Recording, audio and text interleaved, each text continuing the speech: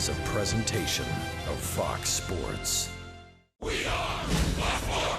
We are Ohio.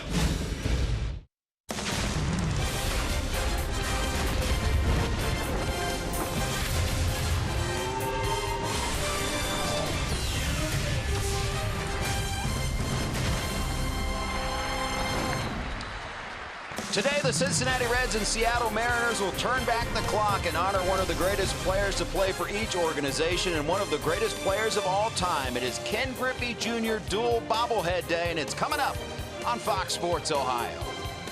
And hi again, everyone. Alongside the Cowboy, Jeff Brantley, and Jeff Piccoro, I'm Jim Day. If you'd like to watch one of the premier pitchers in all of baseball, we've got a treat for you today as FELIX Hernandez takes the ball for Seattle. And on the other side, Cowboy, it's lefty John Lamb looking to rebound after a tough outing in Cleveland. Yeah, I think right now for Lamb, you're looking for the stuff that he had, really the rhythm that he had in his first couple of starts. He got a little out of sync with some extra days rest in his start in Cleveland. Hopefully he'll have that rhythm back together today. You can expect a lot of things from FELIX Hernandez, and one of them is a lot of strikeouts. Well, when you watch Hernandez pitch, he doesn't have that 97-mile-an-hour velocity, but he can cut it, he can curve it, he can sink it, he can slide it, but what he does best is command the strike zone.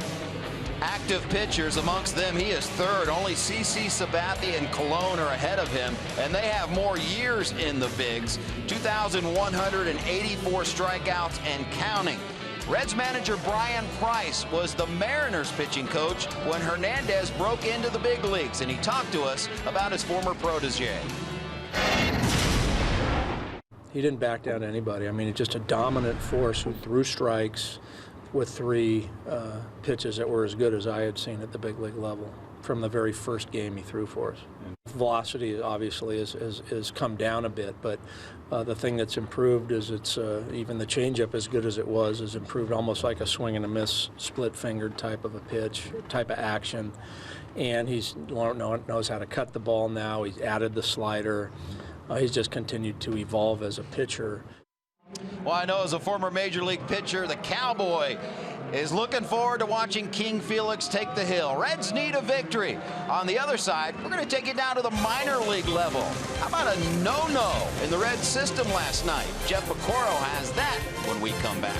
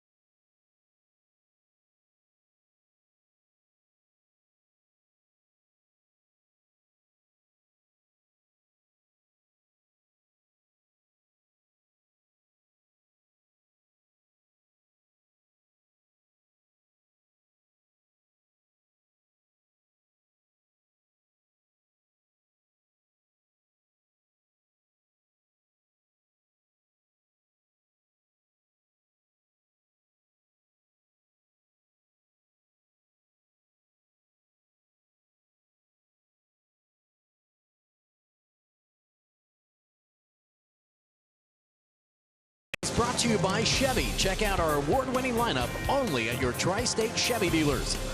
By Cincinnati USA Regional Tourism Network. Stay close to CincinnatiUSA.com. And by Skyline Chili. Feeling good. It's Skyline time. Meteorologist Brandon Orr here from Local 12. We had that heavy, steady rain yesterday. Now it's tapered off to just a couple of hit-and-miss showers. They're very isolated, so most of the game is going to be dry, but we'll be watching for a couple of isolated showers in the area. 68 degrees, below average for this time of year. Big warm-up on the way for tomorrow's game. Enjoy the game right here on Fox Sports Ohio. Thank you very much, Brandon. And last night, a big night in minor league baseball for the Reds down in Pensacola.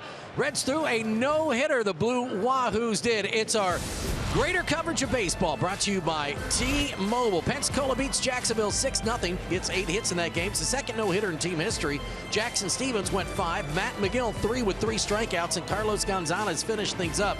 The name to remember here is Matt McGill. He's the kid that came over in that Chris Heisey deal with the Dodgers. He had Tommy John surgery the exact same day as Homer Bailey. Brian Price is excited to see him back in uniform pitching again. Hopefully he can return to the Reds roster sometime this season and give him some help in the bullpen. Of course, coming up, it is John Lamb against Felix Hernandez. Young versus old. One of those accomplished pitchers in all of baseball takes on the Reds. We'll set you up for that when we return to Great American Ballpark right after this.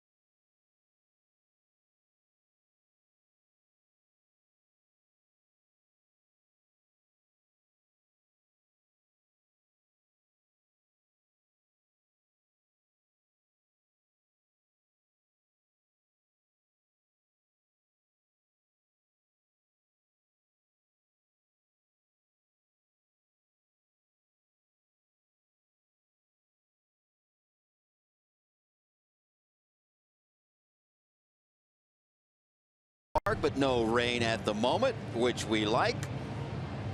Mariners and Reds set for game 2 of a 3-game weekend set here in the Queen City. Felix Hernandez will go against John Lamb as the Reds take the field today. It is play ball weekend. A play ball initiative throughout Major League Baseball, so some kids are on the mound at each position to greet the players as they come on the field. We'll talk about play ball weekend more coming up. How about a nice little autograph from Joey Votto? That's a pretty good day at the ballpark. John Lamb, the lefty, set to warm up. And Cowboy, what do you like about John Lamb? You know, the thing that I love about Lamb is the fact that he knows how to change speeds. He knows how to work both sides of the plate. I think we saw evidence of that in spurts last year when he was up. We definitely saw it in his first 2 starts of the year. But I think the layoff after he got jammed with the bat hurt the thumb. I think he was a little bit tentative trying to get that thing back in the right direction. And a lot of times when you start the season, you have 8 or 9 days off between starts. Your arm gets a little bit too strong. You get out of sync. And I expect to have John Lamb back in rhythm tonight. I think he'll have a good ball game. Well, here's the lineup he'll face today. Scott Cervus will line him up like this. Ketel Marte will lead off once again and play short.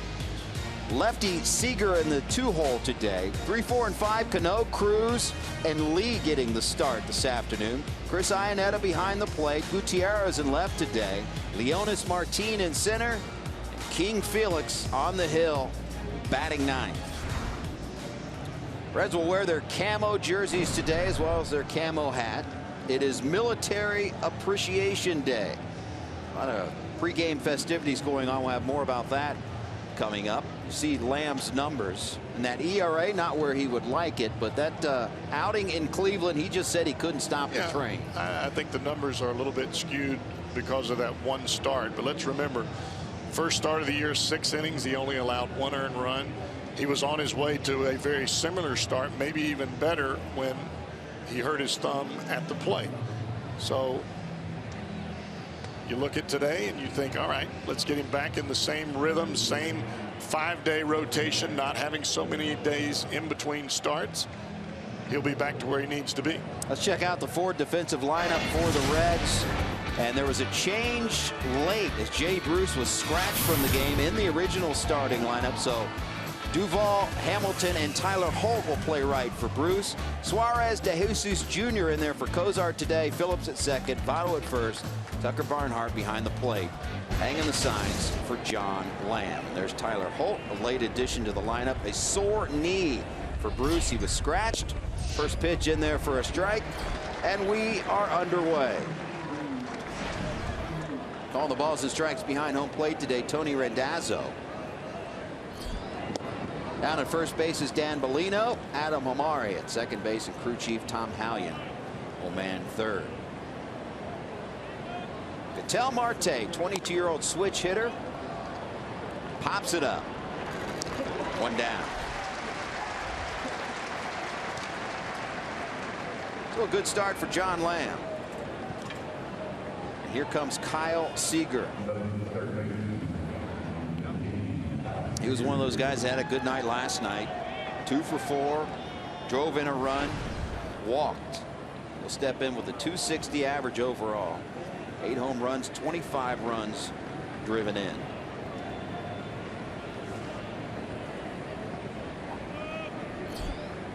And the first pitch to Seager, in there for a strike.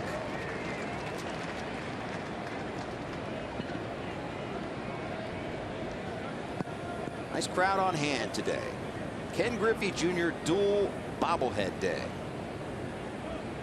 They turned out in droves today. Right back up the middle, in there for a base hit.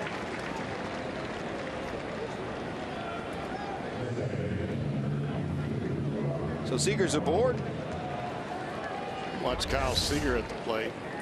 He's balanced, stays on everything.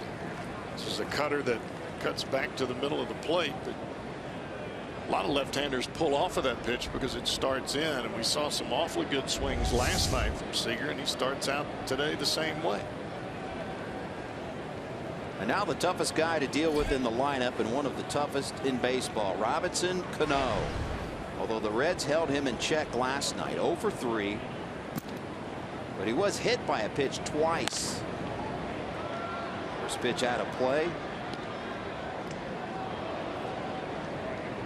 Cano has hit safely in 19 of 23 games on the road this year at a .358 clip, including 9 home runs. 25 of his runs batted in have come on the road, and he's walked 5 times. 70-mile-per-hour curveball right there. Well, that's the thing that Lamb can do. He can change speeds, and the change of speeds is dramatic sometimes. 92-mile-an-hour fastball, and then it come back with an 80-mile-an-hour changeup, or there a 76-mile-an-hour curveball.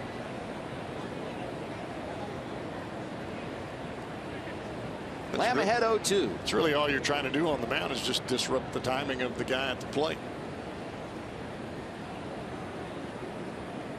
Long look in and the 0-2 pitch. Another off-speed pitch misses.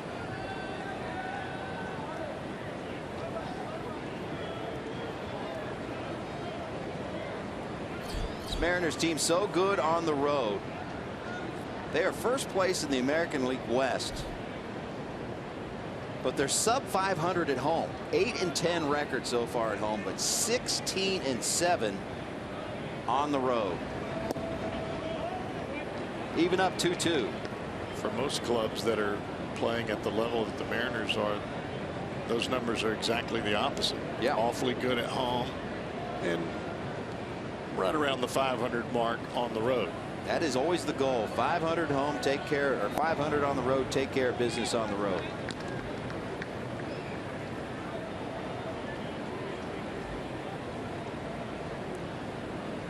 They're the only major league team yet to lose a road series. 6-0-1. That's the second longest streak in team history. That is really difficult to do.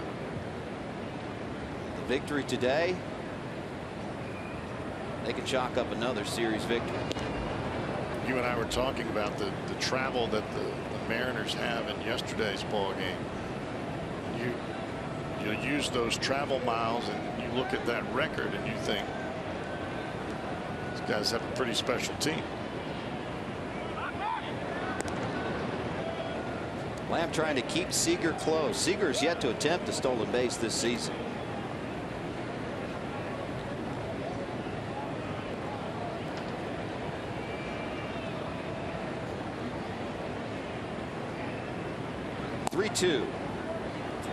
Now Lamb's got some trouble. Well, the problem facing a guy like Robinson Cano, you get ahead of him. The quick inclination from a pitcher is I want to get him to chase this pitch just a little bit off the plate. Cano has such plate discipline, not really going to chase a pitch out of the strike zone too many times. And more trouble to deal with, that would be Nelson Cruz, who last night recorded his 250th career home run, and he hit that 250 mark in style. 421 feet worth into the second deck in left. And with 2 aboard and 1 out. Lamb's first pitch, ball 1. Cruz, one of those types of hitters you don't want to let him sit on one side of the plate or one speed. You don't want to go curveball changeup. You want to make sure that you keep developing your pitches. And by that I mean hard in, soft away, maybe soft in, hard away. Go up with the fastball and then go down and away. Can't really go back to back with a pitch with Cruz. That second pitch is usually the ones. Yeah, it's a long. The 1-1. Hold the string. Previous pitch was a cutter right in on his hands. He fouled it over the Reds dugout, and he comes back with this bad boy. That's a pretty pitch. So Lamb ahead of Cruz. And the 1-2 offering just missed. Oh. That was a strike last night. And that's what you have to feel out as the game begins here early on. If you're not going to get that borderline pitch and you're John Lamb, you've got to know it. And then you adjust. Every umpire is going to be a little bit different. Well, last night Tom Hallion was giving him that outside strike. Well, a strike zone for an umpire is kind of like a fingerprint. Now, all of them are different, even though they look the same and they're supposed to be the same. They're just a little bit different. Lamb has gone full to Cruz. Fouled off. We'll do it again.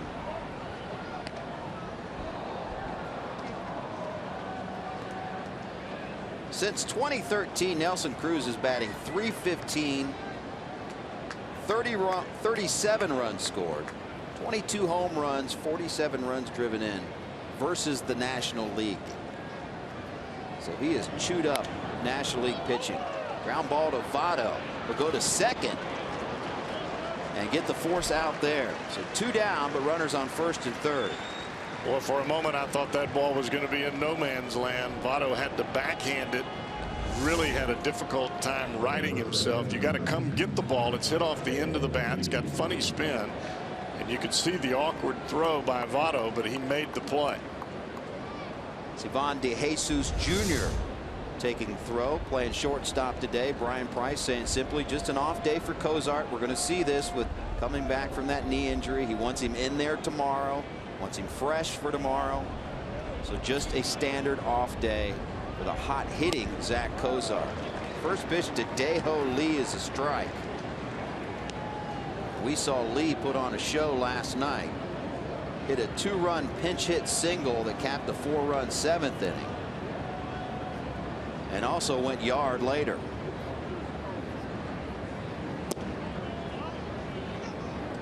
Yeah, watching the couple of at-bats from Lee last night, he looks like he's trying to take the fastball and drive it the other way, and then he'll pull anything that's off speed and try to lift it out of the ballpark.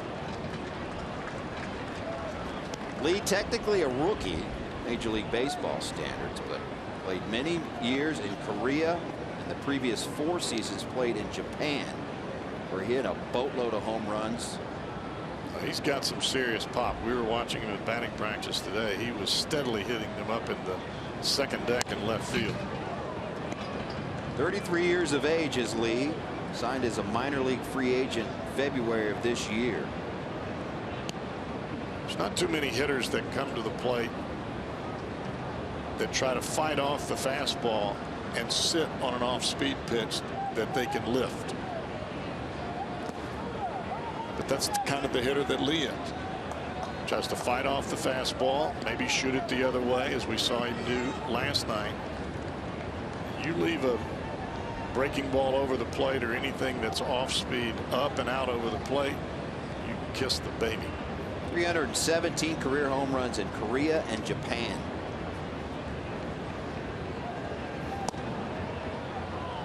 Full count.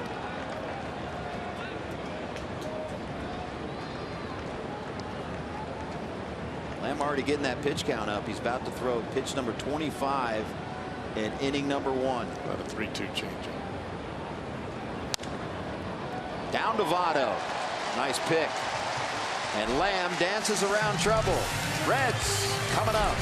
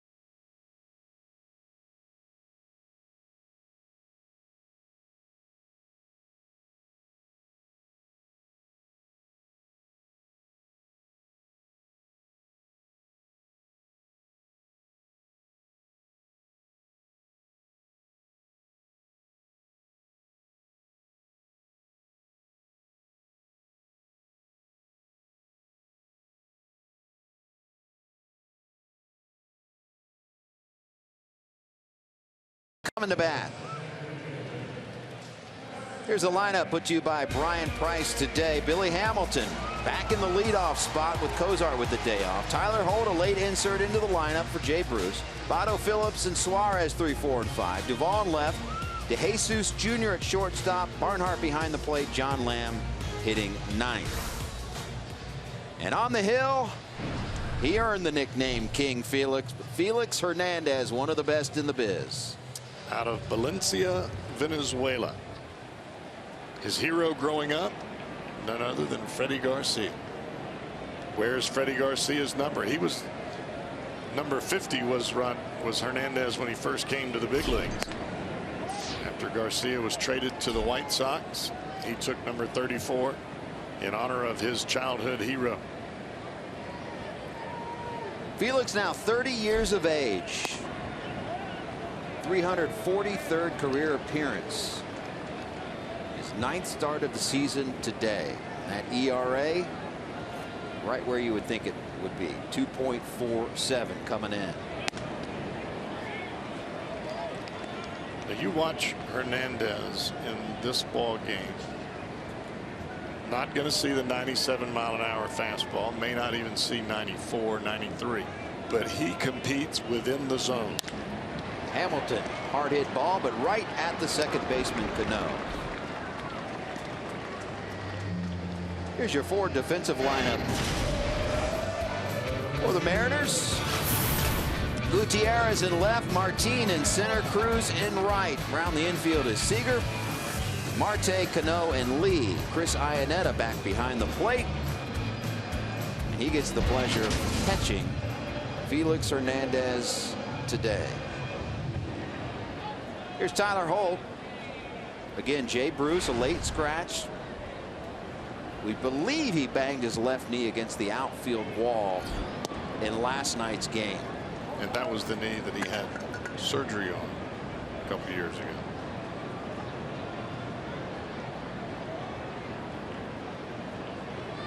1-0 pitch from Hernandez. Foul back. And this is the play we believe he hurt it on. He went back to the wall, watched the left knee hit that wall. There's padding there, but behind it is concrete. And afterwards, Bruce walked away a little bit, smarting a little bit, grimacing, kind of holding that left leg. Went through batting practice today. Looked okay through batting practice, but decided that it was a bit too sore to go today. Well, not every injury has to be traumatic where your neck snaps or it knocks you unconscious or they've got to come out and do the concussion test. You hit the face of your knee, your kneecap on the wall, it's going to smart a bit. 2 balls, 2 strikes to Tyler Holt.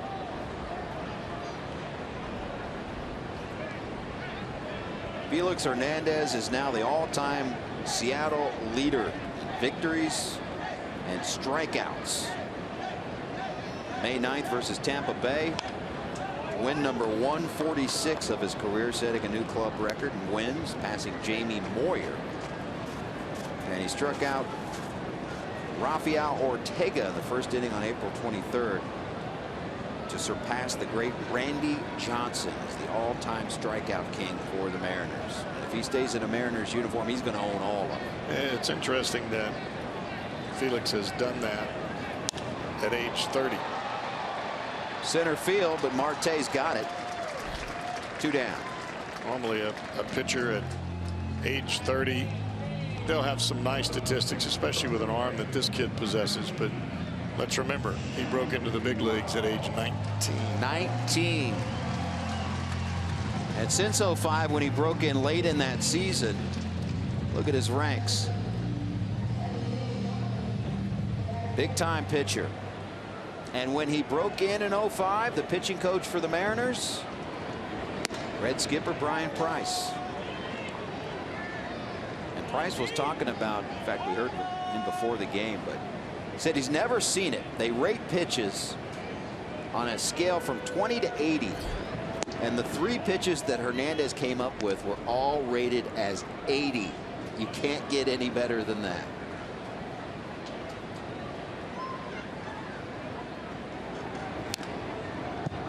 Price was talking about he would throw 8 innings and not a single fastball would be below 97 miles per hour. Now he doesn't throw that velocity anymore consistently, but man. What amazes me about that, Jim, is he's throwing 90 right now and he pitches with the same aggression in the strike zone that he did when he threw 97. You don't see him trying to dance around the very edge of the plate. He gets Votto swinging. 1-2-3 inning. We're scoreless at GABP.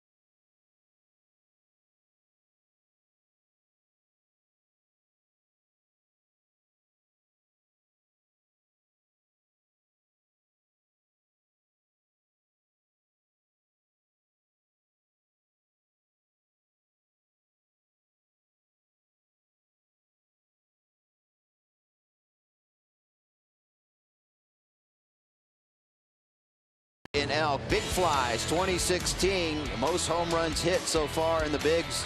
83 home runs between both the Reds and their opponents at Great American. Reds have hit 37 long balls at home. That's most in Major League Baseball. But look at Seattle on the road, 36 home runs, second most in Major League Baseball.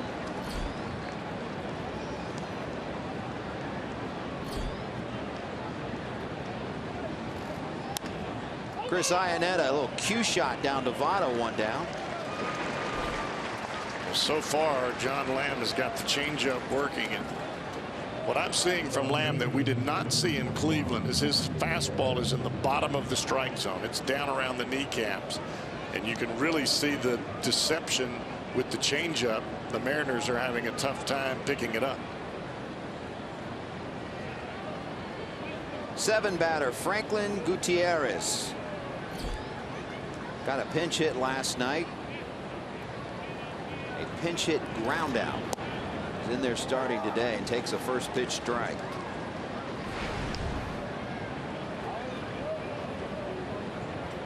Just a 176 hitter and a 295 on base percentage. But against the lefty Lamb, the righty in there today. Scott Service doesn't have a single righty on his bench. Well, he loaded up his lineup with left-handers yesterday. Indeed he did. Phillips with the dive and stop. Can he get him? Beautiful play.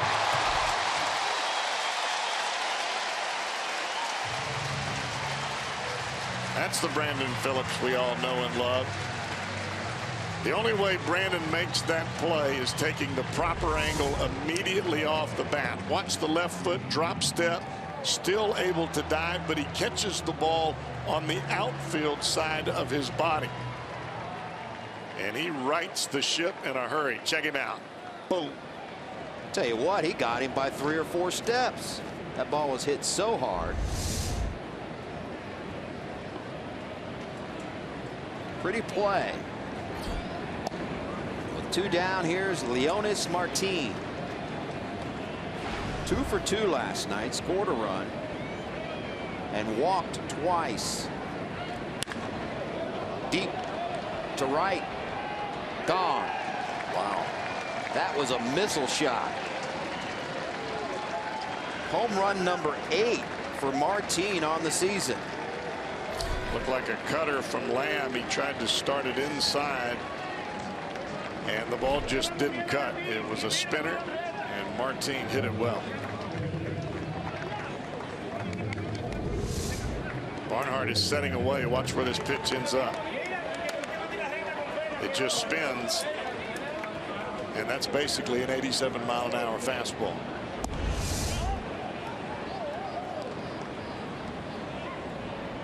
So the Mariners have given Felix Hernandez a 1-0 lead, and Hernandez in there to take some hacks. 4 for 37 in his career. But he does have a grand slam to his credit. Ground ball to Phillips. Hernandez just a little jog. But Martin gives the Mariners a 1-0 lead.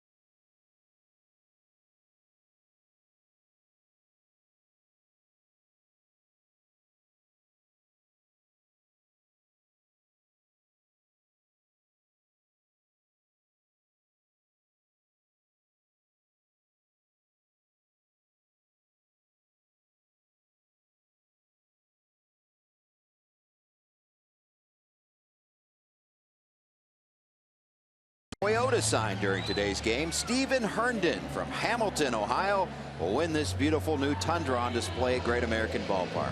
You can register for your chance to win in an upcoming game by seeing your Cincinnati and Northern Kentucky Toyota dealers. 1-0 Mariners. Leonis Martin, solo shot. The Reds come to bat here in the second. I'm Jim Day alongside the Cowboy, Jeff Brantley. And a special birthday wish you'd like to give, and this is a big one. Yeah, it is. We issue birthday wishes up here a lot, but there's nothing better than wishing a happy birthday to one of your own. And my youngest son, Mason, celebrating his 9th birthday today. I got a little video this morning, and I know the little man is pumped. Nice. Mason, happy birthday. Happy birthday, buddy. Brandon Phillips will lead off half inning for Cincinnati. First pitch strike. Tell you what, seeing your kids in spring training, you and Ashley have done a tremendous job. They are so well mannered, and I don't say that because you're my friend and I'm sitting by you. I mean it. Thank you. You guys have done a nice job. Not easy to in an adult situation where we are at a dinner to keep them in check. Well, I grew up saying yes sir and no sir, thank you please, and I try to teach my kids the same thing. They have followed right along, as Ashley does as well. And then we threaten them with their lives.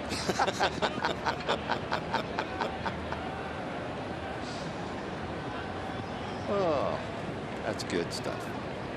Felix Hernandez, a 1-2-3 first. Now a grounder right through the box, but that's right where they had Cano playing for the first out. Felix Hernandez, we talked about him breaking into the bigs and was just throwing gas. 97 miles per hour, 98 miles per hour. That velocity obviously way down now. How has he continued his success with less velocity? Well, I think that Felix has the benefit of being around the game for some period of time, so he realizes how difficult it is to hit, period. And he's always aggressive, especially with the first couple of pitches in an at-bat. Now, you get runners on, he'll start to expand towards the sides of the plate. But as you're watching him right now, he is coming right at you to get that strike one, whether it be with a changeup or a slider or a fastball. He's not trying to pick and hit just on the outer inch of the outside corner. Some of his first pitch fastballs have been belt high right down the middle of the plate, and he's hoping you swing. That was good morning, good afternoon, good night. 3 pitches and Suarez down swinging. This is a changeup, and watch the action on this ball. Woo. And a lot of that is not just the action of the pitch, Jim. It's the arm action. It looks like a fastball as he jumps to you and drives to the plate. And then you're thinking, all right, I've got to get this fastball in. And then by the time you swing, it dips just under the bat. Adam Duvall now, 273 hitter, 7 home runs, 16 runs driven in. Coming off a 2-for-4 night last night, had a couple singles in his first 2 times up. Ground ball picked nicely at third. Seager across the diamond. 6 up, 6 down for Felix Hernandez.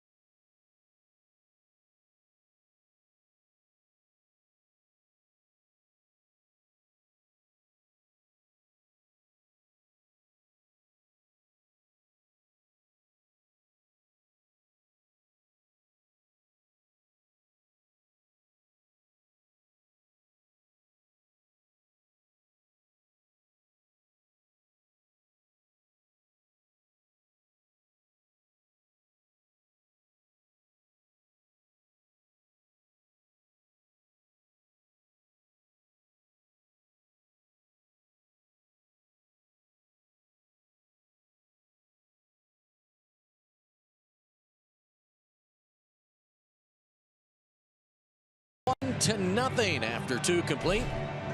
Now the Breck family and their friends rode the Fan Express to Reds country today at a great American ballpark to root on the Reds to victory. For more information on the Fan Express, go to reds.com/Fan Express. It is a great experience. You would love it. Jimmy, you and I got to be on that bus. It's not too shabby.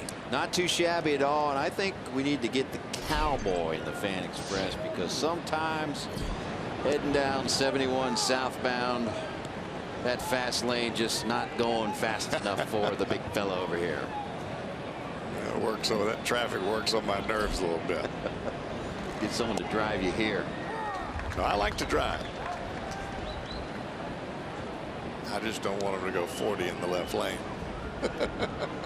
I'm with you. Ketel Marte in there for a second time. Big cut. Big miss, and down goes Marte. Strikeout number 1 for Lamb.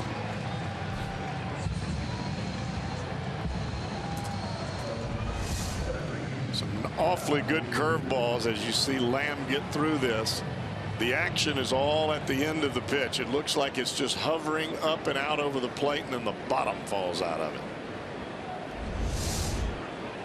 And now Kyle Seager singled back in the first, but was stranded at third as Lamb worked his way out of trouble.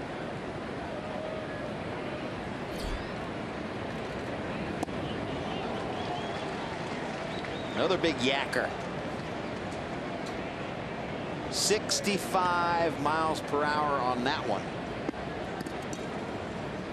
Lamb told me that when he was nursing that thumb injury and he was throwing his bullpens and he was trying not to put as much pressure on his thumb, that he discovered an even slower way to throw that curveball, that you might even see it around the 60-mile-per-hour range at some point. Yeah, I mean, that type of speed is so much off of hitting speed. It's very difficult to keep your hands back, and I say this all the time. The most difficult thing for a hitter is to stay back. They can speed up. I mean, we've seen guys hit 100-mile-an-hour fastballs a long way, but you throw that 65-mile-an-hour pitch up there, they'll break their neck trying to stay back on it. 1-2 inside.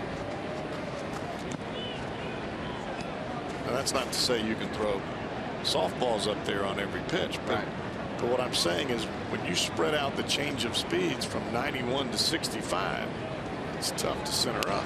2-2 right at Votto. 2 outs. Follow Reds Baseball live with the MLB.com @bat app. Stay up to the moment, any moment, with game day live video, highlights, StatCast, news, and more. You can download it at MLB.com @bat. It's the #1 app for live baseball on your phone or tablet.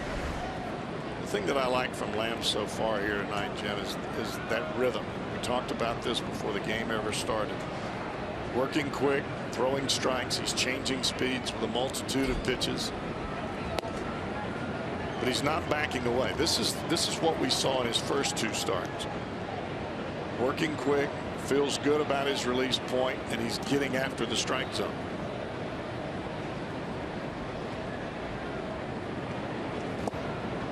He's ahead 0-2 on Cano. Well, both pitchers here tonight, both Felix Hernandez and John Lamb, have thrown a lot of first pitch strikes. When you do that, it puts the hitter on the defensive. You start getting 2-0 and 3-1. Well, they've already judged your arm speed. They see your release point, and it allows them a better chance to drive the baseball because they know you have to come in a certain spot.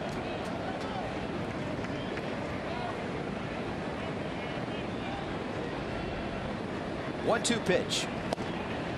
Just missed outside.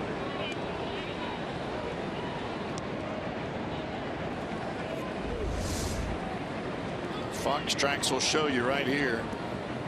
Close, but maybe not close enough. And the 2-2 downstairs. Now, we saw this in the first at bat for Cano. He got ahead of him rather quickly. Tried to get Cano to chase a couple of pitches off the plate or down low, and Cano not biting. You've got to make Cano hit a pitcher's pitch within the strike zone. 3-2. Fooled him. Who wants it? Hamilton calls everyone off. And a 1-2-3 third for John Lamb. Reds need some runs.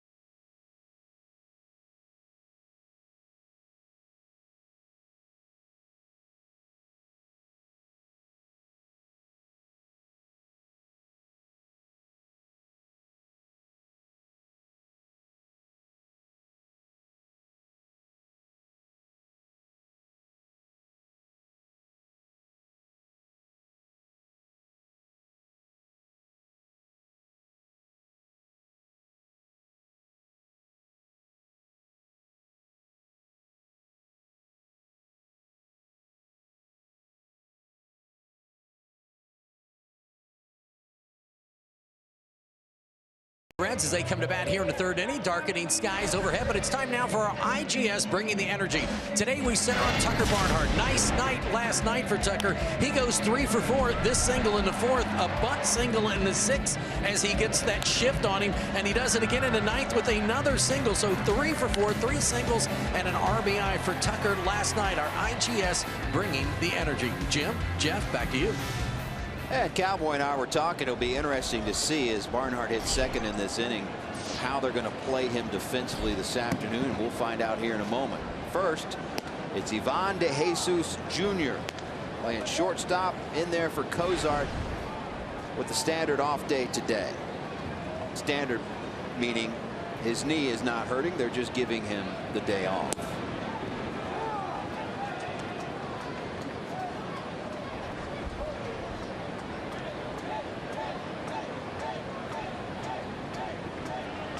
De Jesus did not get an at bat in last night's game. The 0-2 pitch to him fouled off. You notice when Hernandez throws his changeup, he's not trying to paint that pitch down and away from the hitter and put it in a perfect spot. He's trying to get extension and make the hitter swing at his arm rather than trying to just place the pitch on the outside part of the plate. Down goes De Jesus. Strikeout number 3 for Hernandez. Breaking ball here, and you see where that ball starts. It starts right at the top of the catcher's mask, and the hitter sees that as a strike. You would think that it would be so simple, but it's tough to manipulate the ball that way. You want to start it in the strike zone, get it out, or start it out of the strike zone and bring it back in.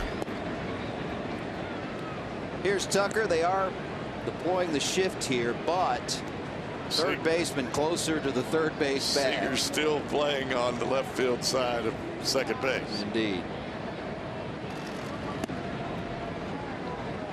Brian.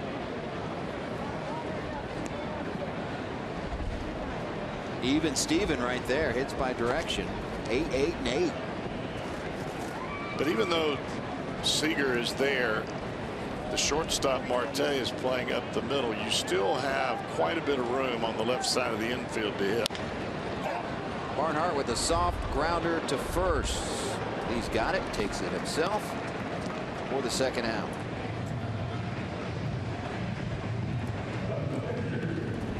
Here comes John Lamb. Got to be thinking about that thumb right now. He was jammed on an at-bat and hurt the thumb, and he said in jest, obviously, I must have weak hands. I better strengthen my hands because if I'm going to hit, they're going to jam me. Look, everybody gets jammed. If you got a bat, every once in a while you're going to have a bad swing.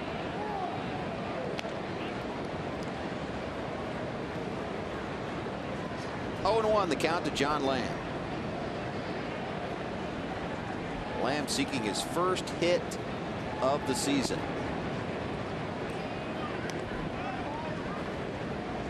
And the first Reds pitcher other than Brandon Finnegan to record a hit.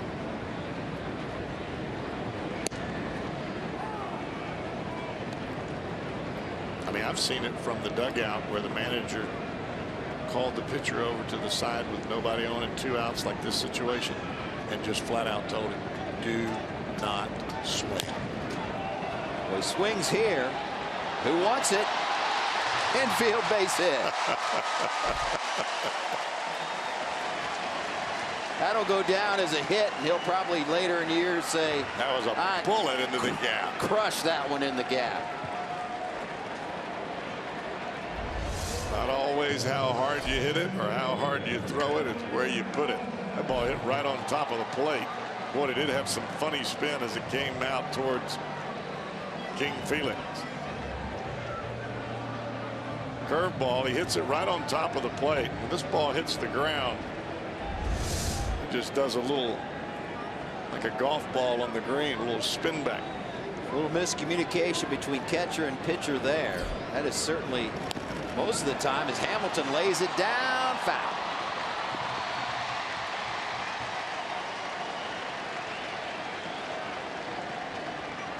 most of the time that's the catcher's ball on that. Not that bunt right there. We're talking about the hit on Lamb. It looked like Hernandez turned his right ankle as he broke off the mound. He's limping around a little bit out there. Chris Iannetta on the mound to give him a couple of extra seconds to look at it again.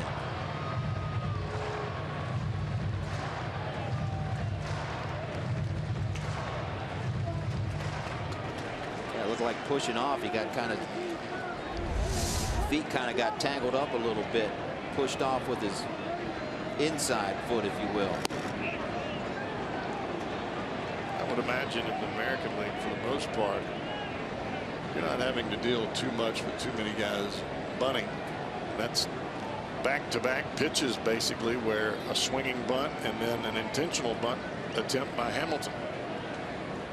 0-2 pitch upstairs.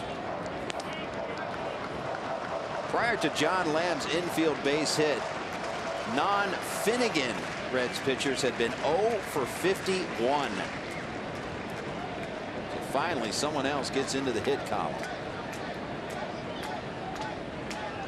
1-2. Into left field, a base hit. Hamilton waited on that pitch nicely. It's a good sign seeing that from Billy right there. Another changeup, and this one was a little bit too hard. Didn't quite have the downward action that we've seen some of the other changeups from Hernandez. That pitch registered at 89 miles an hour. And when your fastball's 92, that's a little too much on that one. So with runners on first and second and 2 down, Tyler Holt take his second at bat.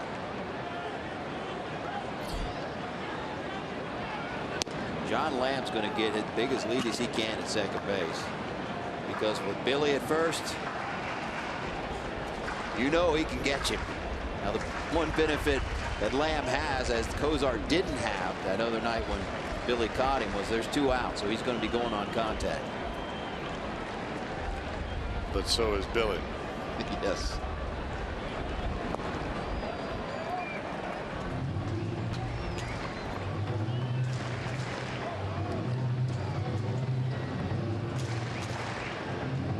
You don't get to pick and choose your offensive opportunities.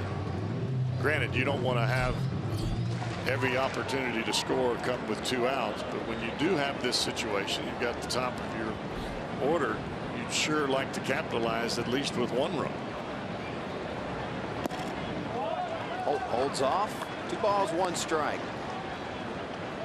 Tyler Holt is right on that plate.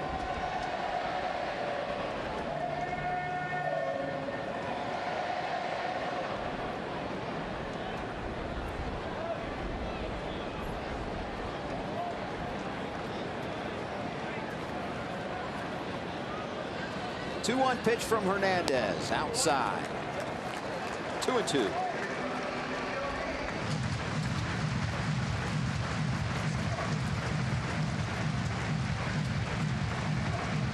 They called one of those pitches a ball. Yeah, correction, 3-1.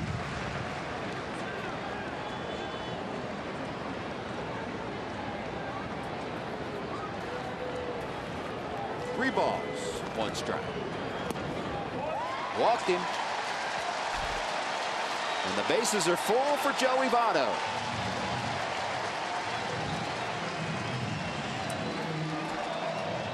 First walk of the game for Hernandez.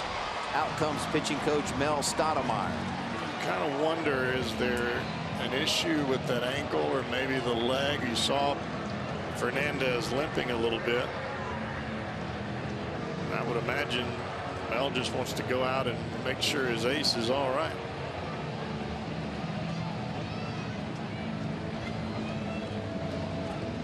Seems to be okay.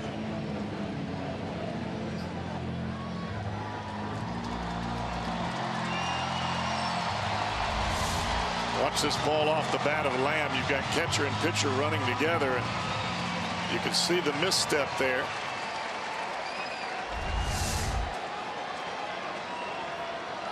So Joey Votto.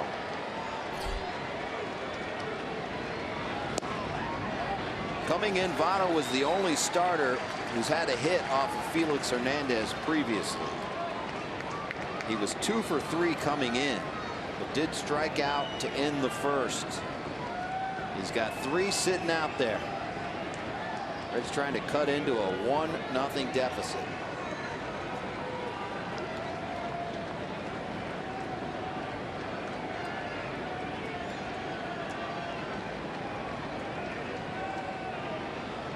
Hernandez has got what he wants in the 1-0 pitch. 2-0.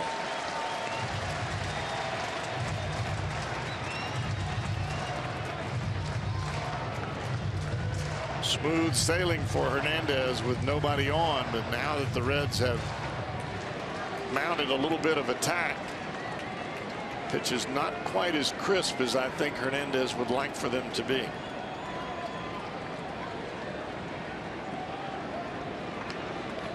The 2-0. Swing and a miss. Felix gets it done when he needs to. This season, opponents hitting .080 with no extra base hits with runners in scoring position. 4 for 50 off of Hernandez. Runners in scoring position, the mark of a great pitcher.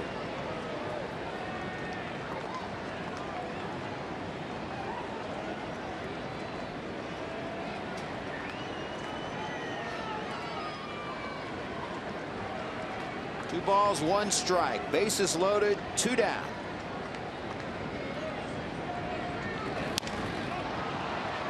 Grounder foul.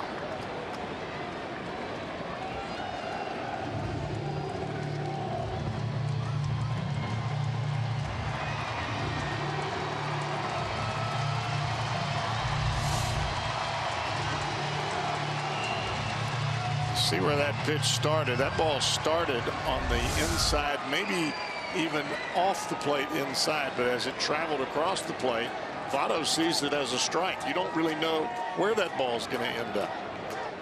Pitch number 25 of the inning. Votto staying alive.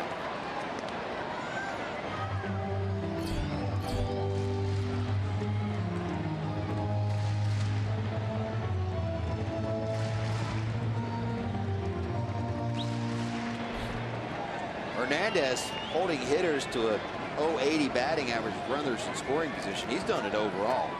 Opponents hitting just .206 overall off of this season. 2-2. Do it again.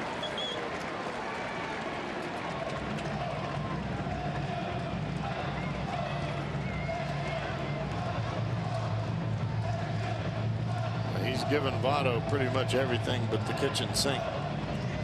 Curveball, a couple of change-ups, sinker away, the 4-seamer in. These battles with one of the premier hitters versus one of the premier pitchers. Awesome. Check swing and a foul. Now that pitch fooled Votto there. That ball had some serious bite down, a hard breaking ball. And Joey just did get a piece of it. Watch this ball as it gets to the plate. And again, it starts right at the catcher's mask and the bottom falls out of it.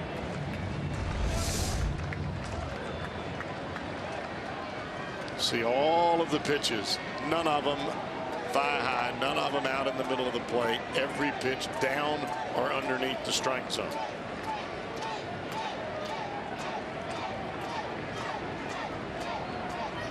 Here comes the 2-2 again. Up the middle, nice play. Hernandez went down and snagged it. Strands 3.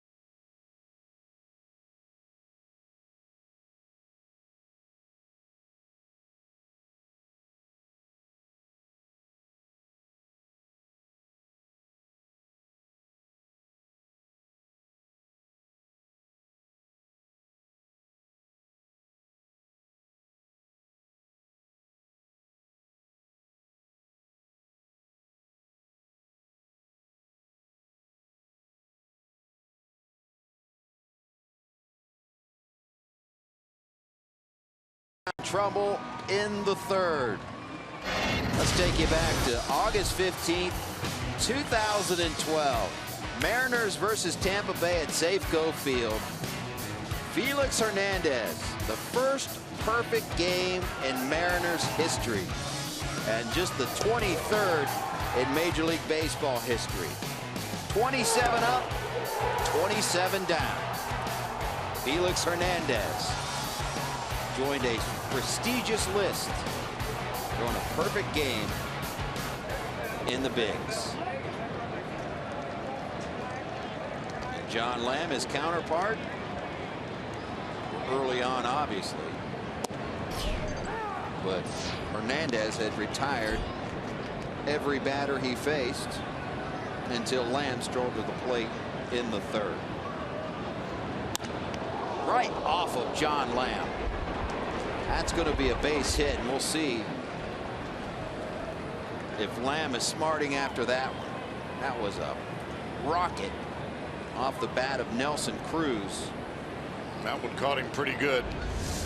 When the ball got out towards the infield, and that got him in the side as well.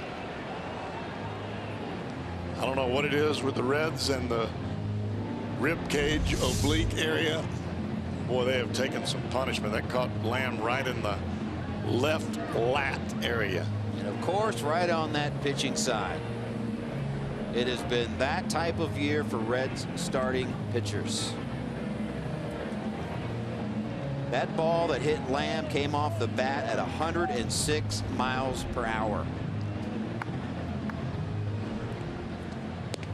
And this just in, baseball is a pretty hard surface. Well, the key with that, Jim, is he's going to be able to throw right now. His adrenaline's up. He's still hot. But once you get back in and you sit down as the innings go along, I would expect, especially with that blow right in the lat, it's going to tighten him up a little bit.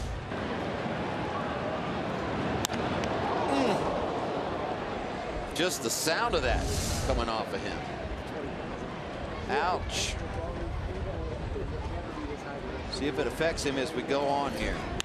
WAHOO leads right through Eugenio Suarez and into left field. Throw into third, not in time. That was a hot shot, but it has been a tough transition for Suarez down there at third base defensively.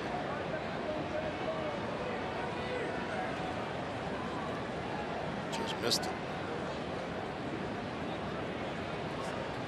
They scored a base hit.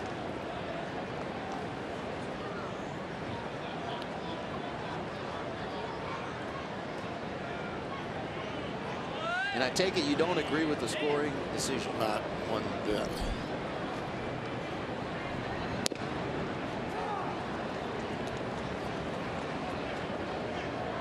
So first to third, nobody out. Chris Iannetta grounded out to first in the second. This is the big leagues. Those plays have to be made. We're talking to the Reds, and Suarez is out there early every day. He is. He's trying to working make on the it. transition to third base. They're talking footwork. And you could see it there. It looked like he got his feet just a little bit late starting, and he had to jab at the ball. That was ruled ahead, but Suarez does have 9 errors already on the season down there at the hot corner. Easy fly ball for Duvall. They're going to test him. Nope. Runner stays at third. 1 out. Tomorrow, kids 14 and younger will receive a play ball bat and ball set in honor of Play Ball Weekend. See the Reds take on the Mariners for as low as $12. Tickets 513-381-REDS or visit reds.com. Now Franklin Gutierrez retired back in the second on a terrific play by Brandon Phillips.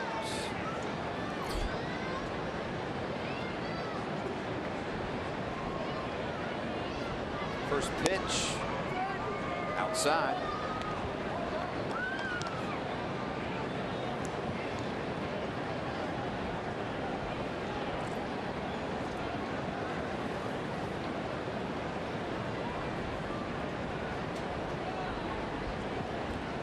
1-0 pitch. 2-0.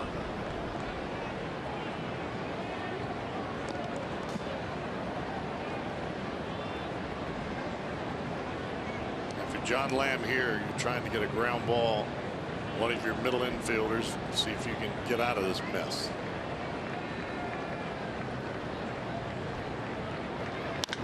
Oh boy.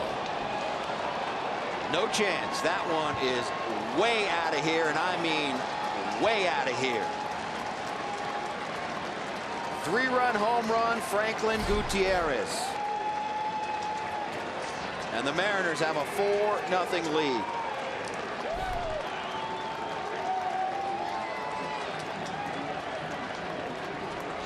Home run number 2 on the season for Gutierrez. And a 1-0 game turns into 4-0 just like that. And that is about, as you would say, right down Broadway. Trying to get the ball down and away. Just got to the side of it. Enough to elevate it and get it out over the plate. That's the one pitch Gutierrez can handle. He has not handled many this year, but he handled that one.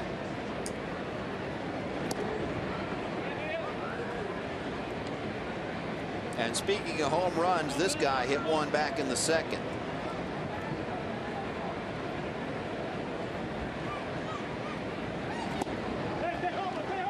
.49% of the Mariners' runs have been scored via the home run this season. That is the 4th highest in that category in Major League Baseball. Reds, mind you, are second in that category, 42nd highest in the National League, I should say, at 45%.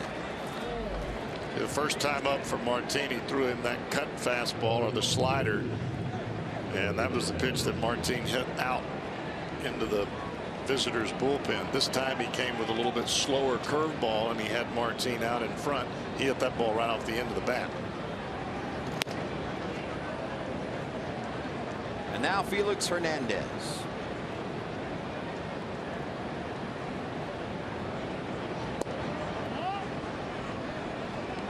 Lamb's falling behind 2-0.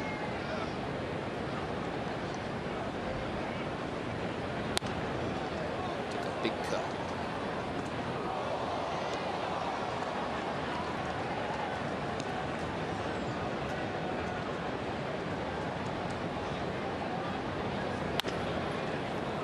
Ground ball to short. De Jesus.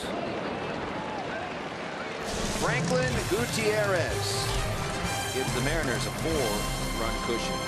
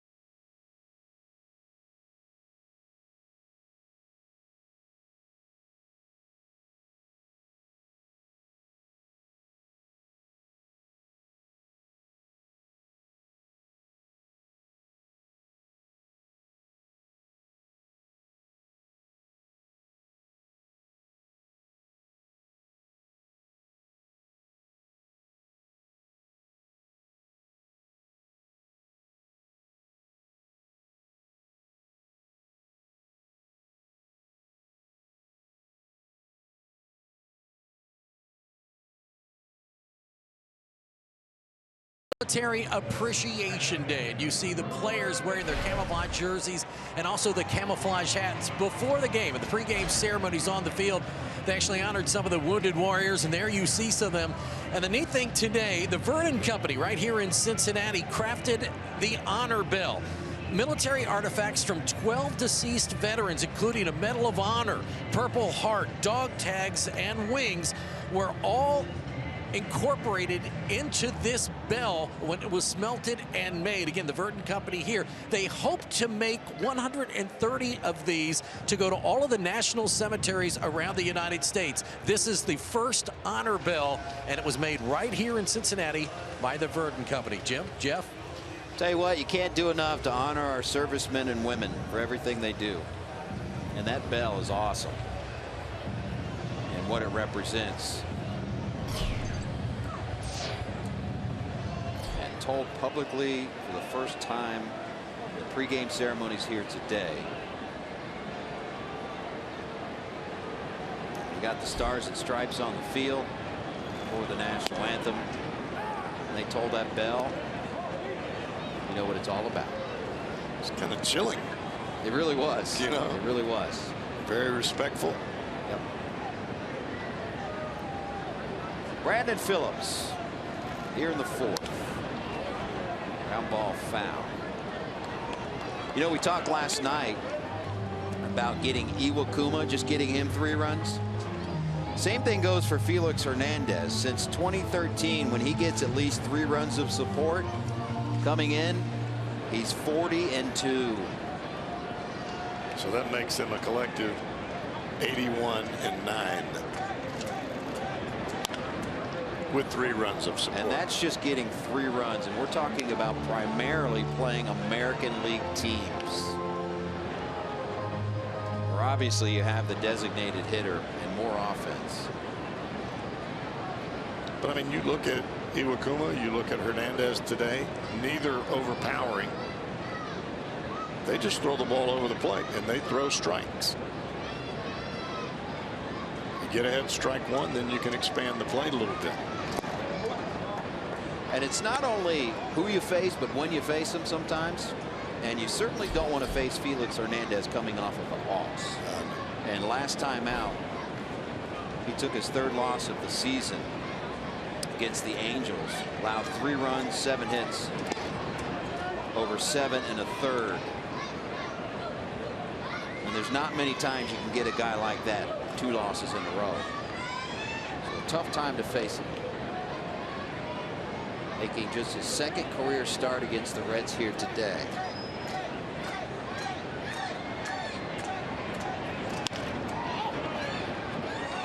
Seager across the lead. 1 out. Reds Live post game. Stick around after the game. We'll put a capper on this one. It's brought to you by Performance Kings Honda. As always, you'll hear from the manager before anyone else. Extended highlights and more. It's Reds Live, the post game show coming up. And now Eugenio Suarez.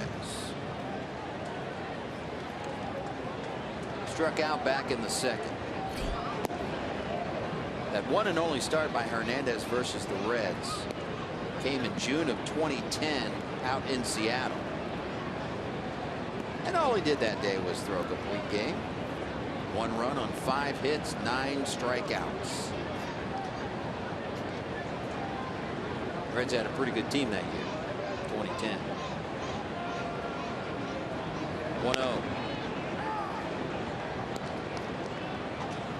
Be nice next time around when the AL Central plays the AL West to go out to Seattle. Seattle's come here 2 times in a row.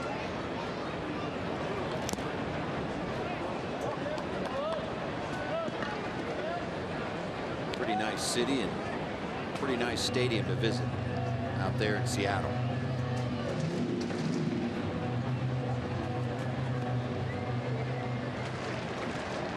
A long time since I've been to Seattle.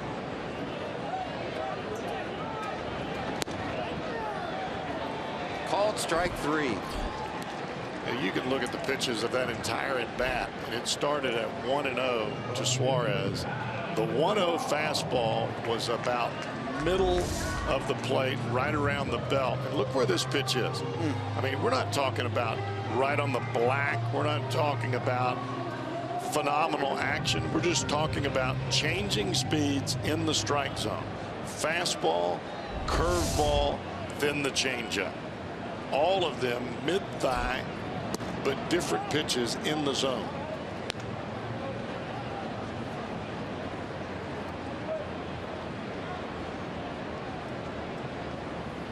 One to know the count to the Reds left fielder Adam Duvall.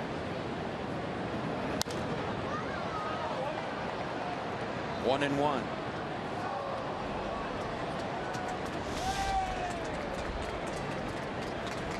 Pretty good names on that list.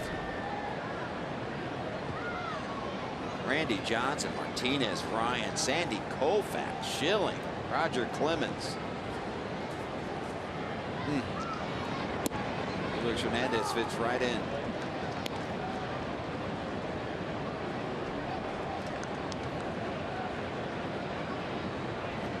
Made his major league debut August 4th, 2005. 19 years of age at the time. He was the third youngest player to debut in a Mariners uniform. 19 years, 118 days old. And the second youngest pitcher. The youngest to ever appear in a Mariners uniform, some guy named Jose Rijo. Worked as a reliever in 1984. He was 19 years of age, just 54 days. I can't even imagine pitching up here in this competition, this kind of environment at 19. And pitched well from the get-go. Oh. Now 30 years of age. He signed a, I'm sorry, Cowboy. Seems like he's been around for decades. It does. And he's only 30. Yep. Signed a 7-year deal that'll take him through the 2019 season. He signed it back in February of 2013. Whatever he signed for was a huge bargain.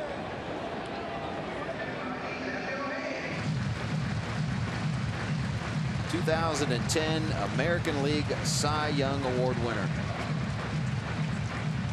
I mean, you look at Hernandez and the things that he's done throughout his career. Cy Young, perfect game, hit a grand slam. The one thing that he has not done is pitch in the postseason. Hard hit ball, but Marte is right there. 3 up, 3 down. Mariners lead.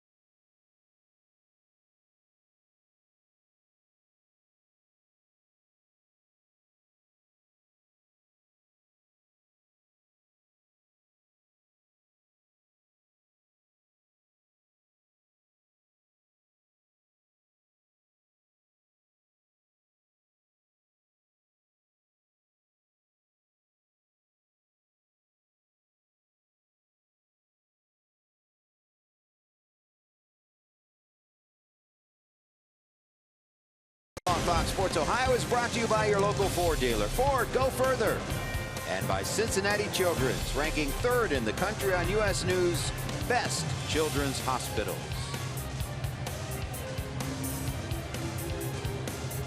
Pretty shot of the Roebling Suspension Bridge. Across the bridge right into downtown Cincinnati, Great American Ballpark. They've got some gorgeous looking bridges in this city with the river right outside of the ballpark and right field. First pitch swinging. Suarez climbs the ladder. Not in time. Brian Price will probably go to the top step and at least take a look at it. And right back down.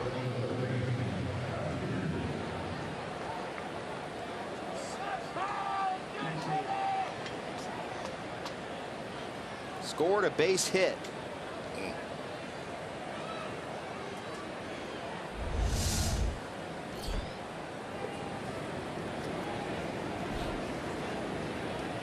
Work in progress. Work in progress.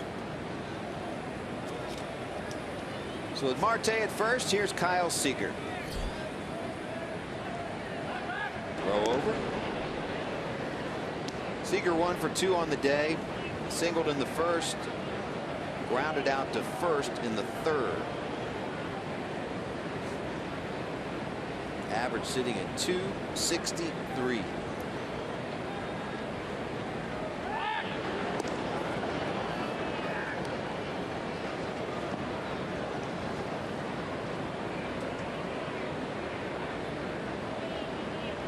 Mariners continue to play good baseball.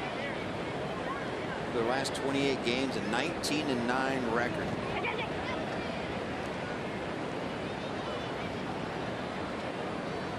Seven games over 500.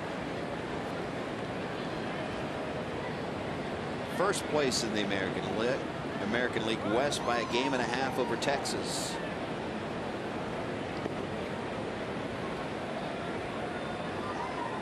One-0 pitch. Way outside.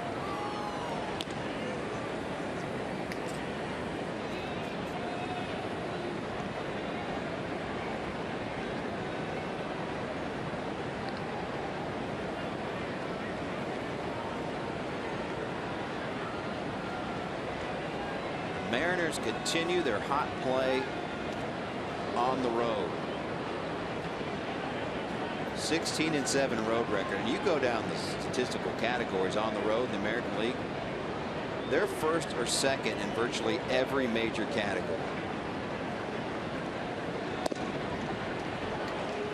First in wins, second in ERA, second in opponent's average, second in WHIP, first in home runs, first in runs scored, first in extra base hits, first in runs per game, first in hits. You put those numbers together, offense and starting pitching.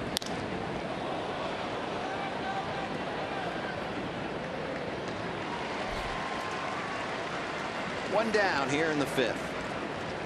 Just a reminder, as you enjoy a cold one, look forward to Miller Time later in today's moment, today's game, brought to you by Miller Lite. The starting pitching has been quite good for this Mariner ball club, but you add the kind of offense that they're getting as of late. Oh.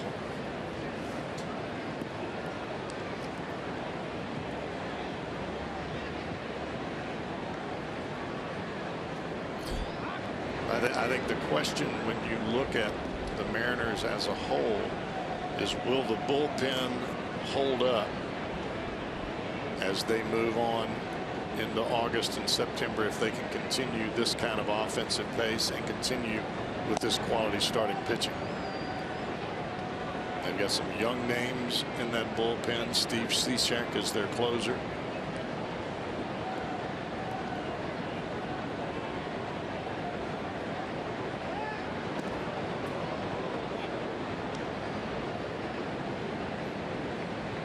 New GM Jerry DiPoto, when he took over this past offseason, he was hired 3 months after resigning from the Angels.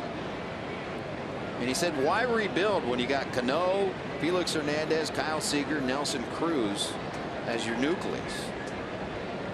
We just need to put some players around to AT CIN Go down to second, not in time. Stolen base. Marte, his 4th of the season.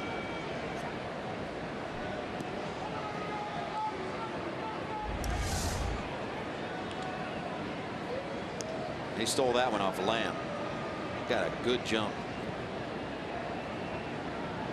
Not a real easy pitch to throw on for Tucker Barnhart. It was a cutter down and away. He had to reach for it and then had to gather himself. The throw was on the shortstop side of second. But Lamb did not have a real big leg kick there. He didn't bring the knee up, but even with the slide step, it took a while for him to get his arm back up and get the ball to the plate. So a runner in scoring position and a 2-0 count to Cano. You talked about that bullpen retooling it for the Mariners. Jerry Dipoto brought in 8 relievers, including Steve Cishek, to close. He traded for starters Nate Carnes, which has turned out to be a great trade. Brought in Wade Miley, Chris Iannetta, and Steve Clevenger are new behind the plate. Adam Lynn new, Daeho Lee new. And they really haven't gotten a whole lot of playing time from Adam Lynn yet. Yep. And we saw how good he was with the Brewers last year, and he could add to this offensive firepower. The base open. Lamb walks Cano on 4 pitches. Second walk of the day for John Lamb. I think the thing that you see right now with the way that this roster is built for the Mariners, all of the left-handers that were in the lineup last night, I mean, it seemed like everybody that came to the plate was hitting left-handed. And now you've got a left-hander on the mound today, and they've got a little thunder in their lineup from the right side that was on the bench last night with Lee and with Gutierrez.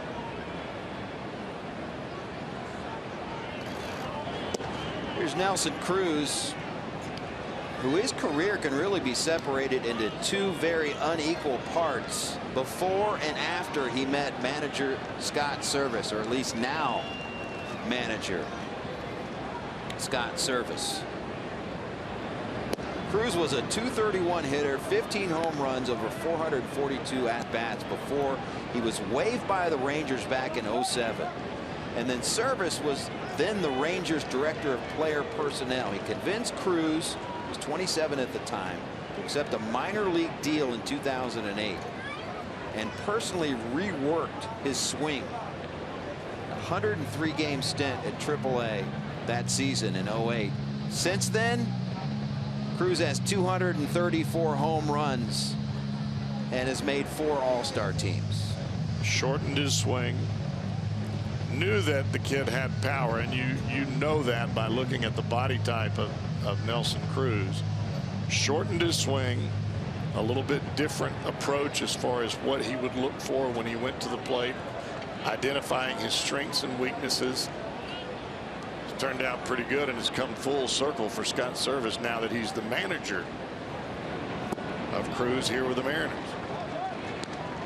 And Scott Service in his first year as a manager on any level.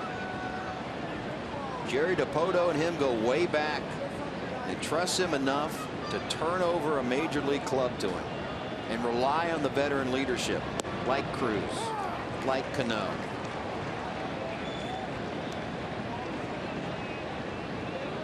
'20th manager in team history. He was an assistant general manager for the Angels. He was a catcher in the bigs for 11 seasons. Nice pitch right there. Cruz goes down looking.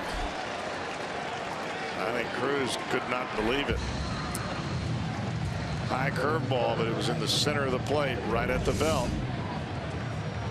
This ball starts nowhere near the strike zone, and then here it comes back. Nice job by Barnhart putting it in the proper spot.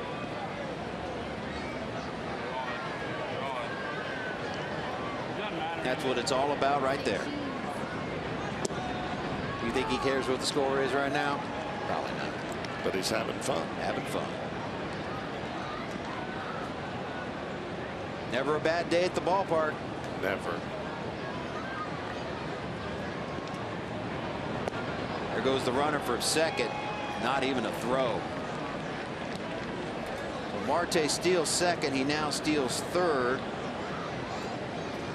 5 of them now on the season. That's too easy. 1-1 pitch. Big cut.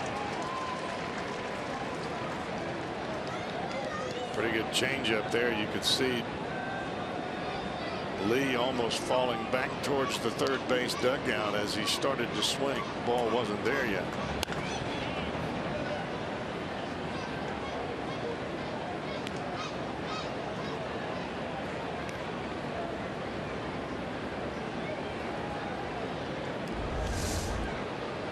Watch the body of Lee. Ball not there and way out in front.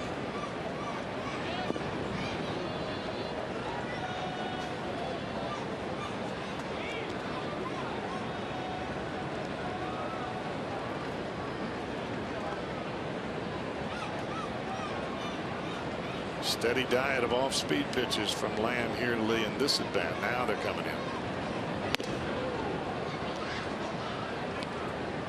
Full count, 3 balls, 2 strikes.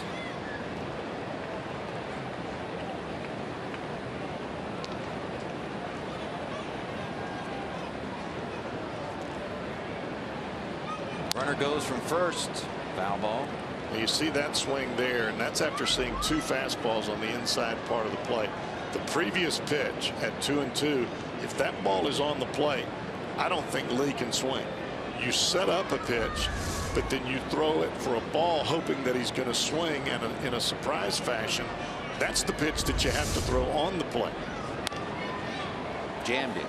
If you've got a hitter set up for a fastball, if he's looking off speed, and you come inside, you don't throw the ball at the hands then. You throw the ball right on the inside part of the plate. You might even miss middle end because the hitter's not going to be able to react to the timing of the pitch. 9th pitch of the at-bat coming. Runner goes again. De Jesus, only play is to first. Lamb strands 2, but the Reds need some runs.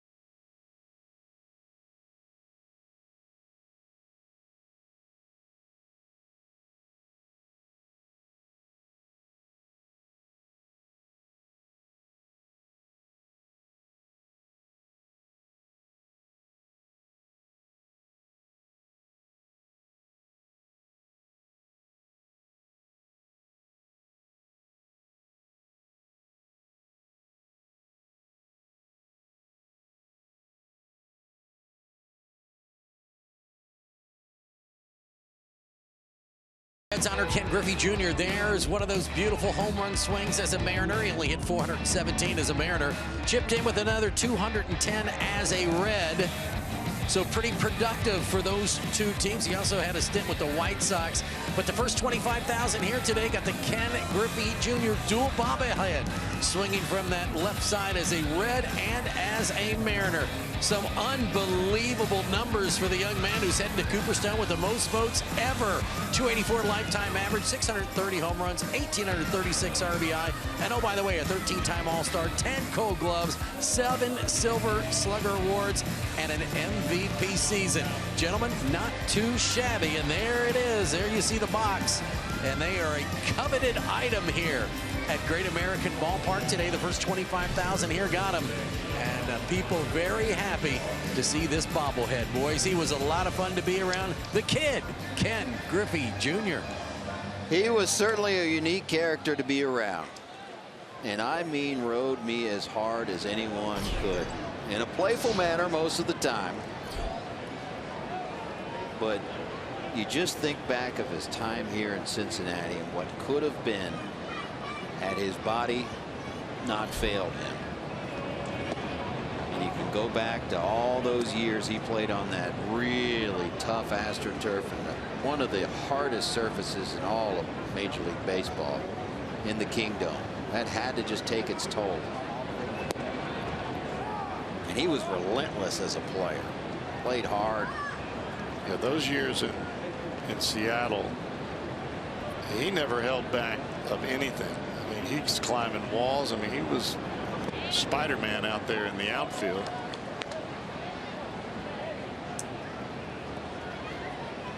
Special bases here today.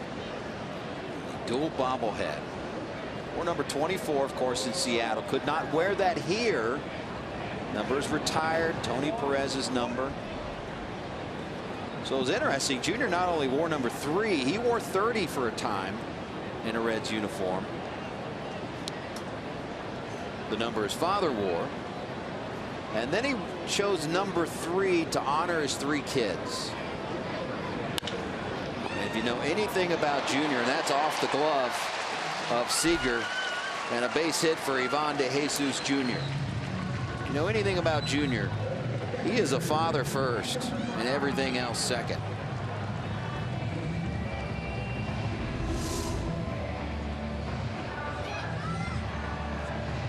Nice effort by Seager, but no chance of getting this one. That's Sean O'Malley backing up that play. He's now in playing shortstop, replacing Marte. I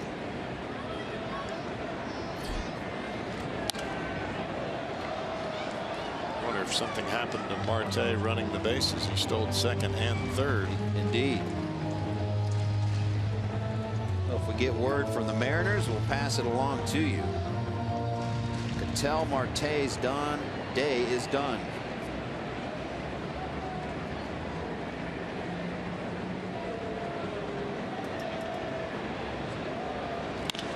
Barnhart, grounder to second. Could be 2 here. Indeed it is. 4-6-3 double play. Erases the runner, and 2 outs now. And John Lamb will hit for himself. Another changeup from King Felix. Looks just like a fastball until it gets to the plate and just has that little bit of dip and dive away from the lefties and in on the righties.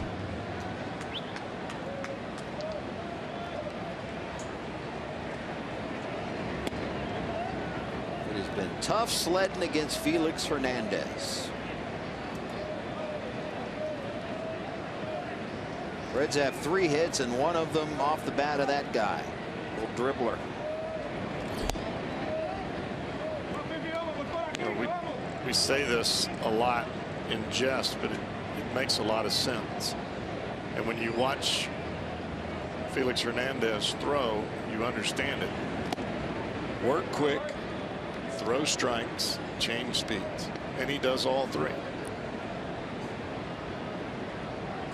And it's not as though he's pinpointing a pitch down and away, up and in, knocking guys down. He's just changing speeds in the zone with 3 different pitches. Now he'll cut it and sink it every once in a while.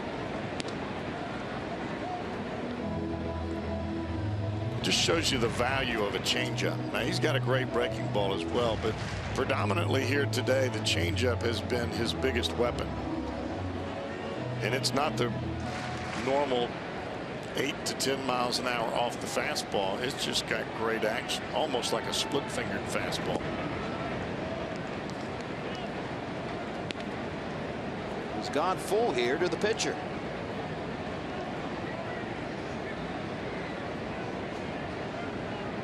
We got a hit off him last time. We got to work him tough.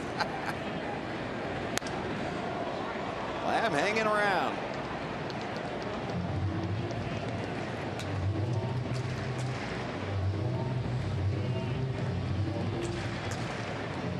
Those blonde locks looking like Jeff Brantley back in Little League. My dad wouldn't let me wear it that long in Little League. And he walks John Lamb. Go figure. Second walk on the day for Hernandez. How does that happen? That just a mental lapse? Momentarily lapse? I think sometimes you get out there and you're thinking, all right, I'm going to strike this guy out. And all of a sudden you find yourself 2-2 and you don't get the pitch that you want. It's 3-2 and you pull one off the plate as he did there. Billy Hamilton owns 1 of 3 hits off of Hernandez. Billy back in that leadoff spot with Cozart given the day off. Hit number 4 for the Reds. Maybe a little 2-out bingo here. Hamilton is getting much more proficient than at any other time in his career at hitting the ball to the left field side of second base, and he's getting enough on the ball to get it over the shortstop, but he's not getting underneath the ball as we've seen in the past and popping it up.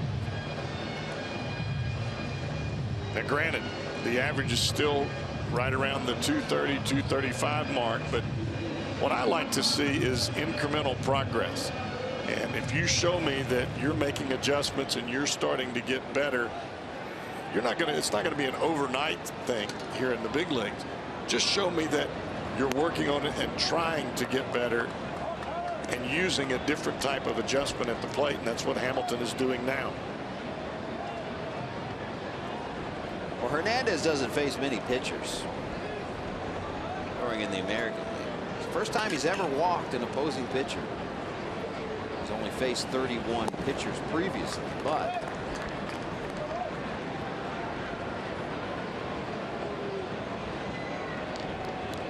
John Lamb could say, big deal, I got a hit, and he walked me. And then in the same breath, I own King Felix. He would much rather have a goose egg on the board than the Mariners run column, I'm sure. And if you're just joining us, it's been via the long ball. Leonis Martin solo shot in the second. Franklin Gutierrez 3-run shot in the 4th. That's the difference in the game. Tyler Holt draws a walk. A 4-pitch walk, his second walk of the game. Well, Votto's got a chance again with the bases loaded. He hit a bullet right back into the glove of Felix Hernandez. Game-changing opportunity for the Reds here, albeit with 2 down. And that was certainly a game-changing grab by Hernandez back there in the 3rd. Here comes pitching coach Mel Stottlemyre. If I remember, there was an infielder playing shading up the middle, so had a good chance to get through for a hit, though, and it might be a different ball game. Let's take you back to that last at bat of Votto. That ball was sinking when it came to him as well. It's a nice play. So we talked about it before. One of the best versus one of the best. This season, Joey Votto's overall average, not Votto-like, but that on-base percentage average is Votto-like. Hitting almost 400 with runners in scoring position. Check swing, called strike.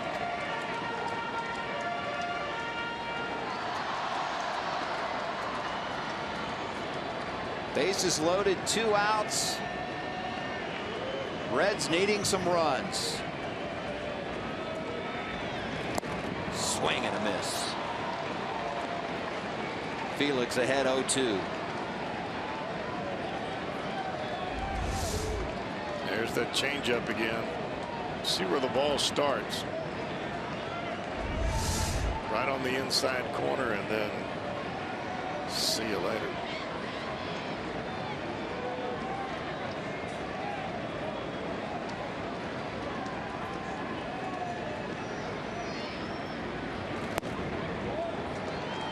It's one of those spots in the ball game, and really at any point in time for the Reds, a spirit lifter.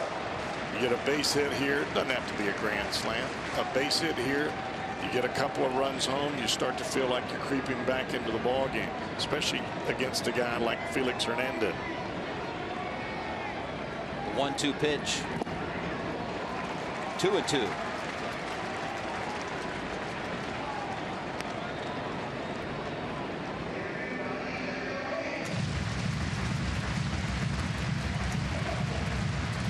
This is the most off-location pitches in any inning that we've seen for Hernandez. Yes, he did have the bases loaded back in the 3rd inning, but he wasn't missing by much. He's missing well off the plate right now.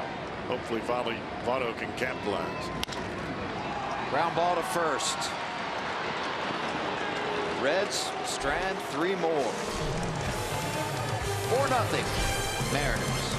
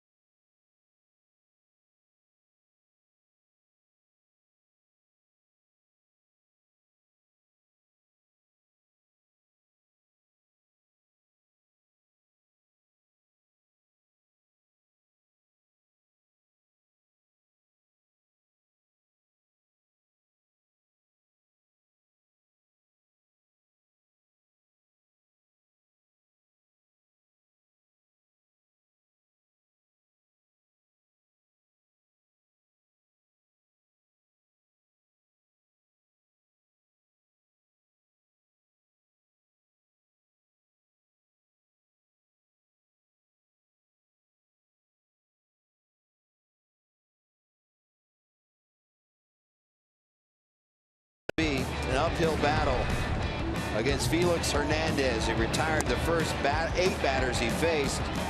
The Reds have just 4 hits off of him. He has walked 3, but twice he's retired Joey Votto with the bases loaded. The runs coming, long ball. Leonis Martin solo shot in the 2nd, and in the 4th, Franklin Gutierrez 3-run bomb. And that's where we stand. 4-0 Mariners. As we move on to the 6th. And here's catcher Chris Iannetta.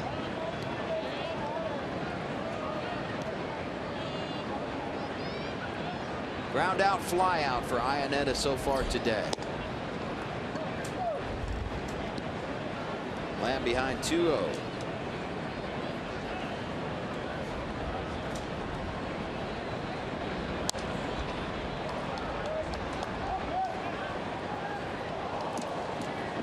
Reds have 4 hits. The Mariners have 6. But when one of them's a 3-run bomb, therein lies the big difference in this one. Hard hit ball.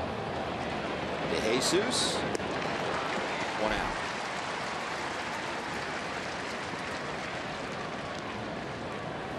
Place to be this baseball season is the Kroger Bleachers at the ballpark. It's located under the main scoreboard out there and left.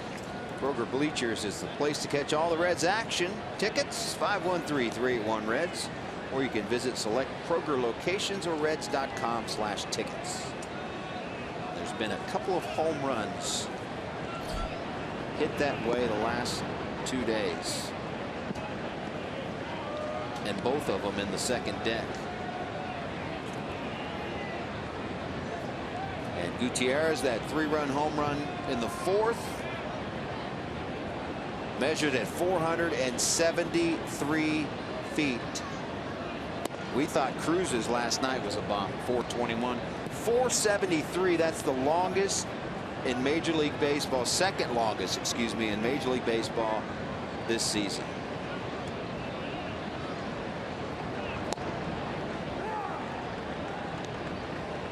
That thing landed above those Kroger K signs out there in left center field.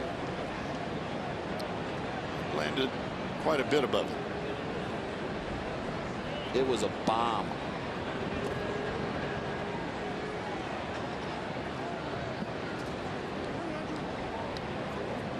It's one of those places you'd like to see Greg Vaughn and see how far he could hit it. Because he could hit some blasts from the right side. Base hit.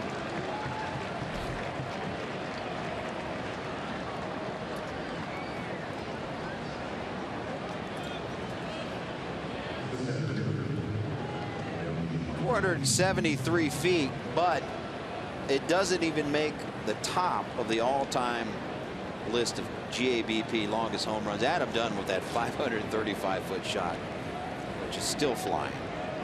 Juan Francisco, Willie Mo. You know, that ball that Frazier down here at the bottom, that ball hit like it went in the bathroom up there at the pilot house. The story goes that there was a gentleman on the toilet. Let's just say it. It's a human thing. He was on the toilet. The luckiest man. He's sitting there doing his business. The ball rolled right to him. True story. Pretty good souvenir.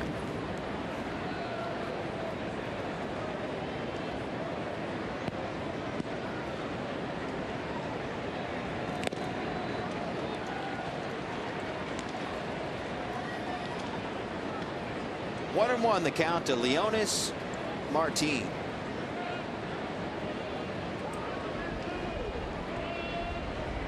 And if you look at the way that Lamb's thrown the ball today, he's not thrown the ball bad at all. He just made the one mistake. To Franklin Gutierrez.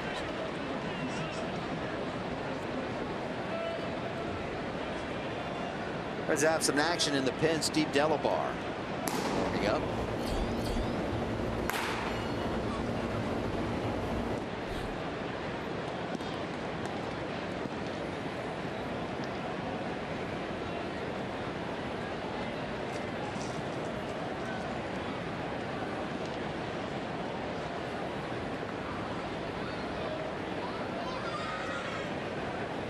Two pitch.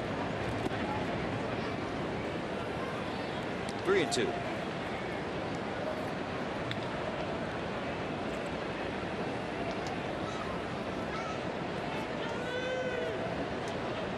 Lamb over the century mark now, about to deliver pitch number 105. And he walked in. And this is going to warrant at least a trip from the pitching coach. Perhaps.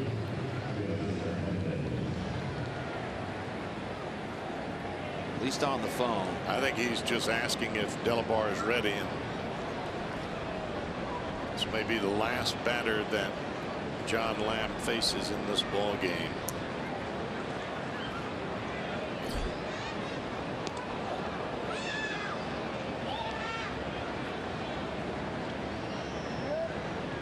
If it wasn't the pitcher hitting right now, they might have gone and gotten him. I would concur.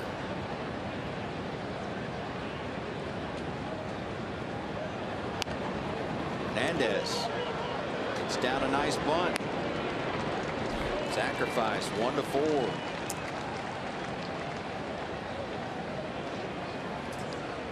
Tonight it's Game 3 of the Eastern Conference Finals, and Fox Sports Ohio has the Cavaliers covered. Join us for the pregame show tonight at 8, and then be here for the most in-depth postgame coverage anywhere.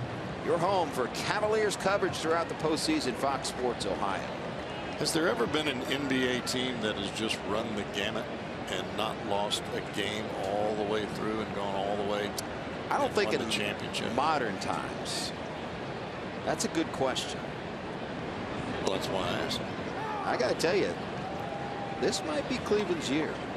They might break that spell, because coming in right now, this is the most rested LeBron James has been at this point in the playoffs. And you can see it in the jump in his legs. And Golden State and Oklahoma City, they're just going to beat each other up. This is as good a shot as any this year.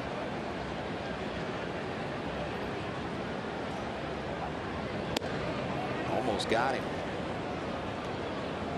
First at bat for Sean O'Malley.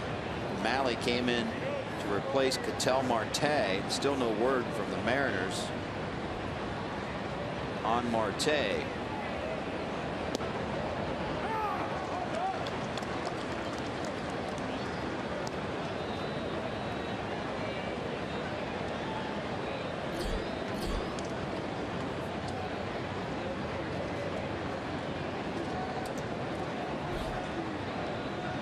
That pitch count up there.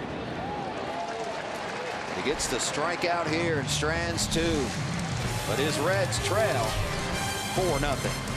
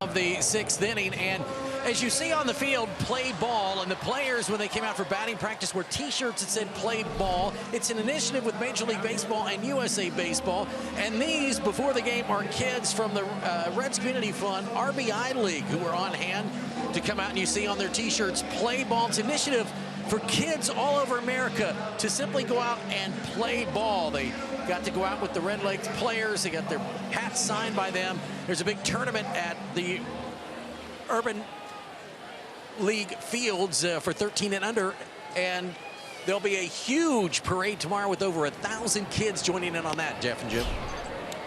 It's a great initiative, play ball weekend. And it's just a spot of a league-wide effort by Major League Baseball to engage young baseball fans, play the game, and support youth participation in the game. Dribbler goes foul. Anything to get the kids outside, well, and away from the video games. To me, having come up playing baseball and sports in general, it's not just always about being the greatest player on the team. It's not always about winning a ball game. It's about character building and learning how to compete. And for me, I think it really helps players that are great in the game to help younger players that maybe are just starting out and really learning a leadership role at a very young age.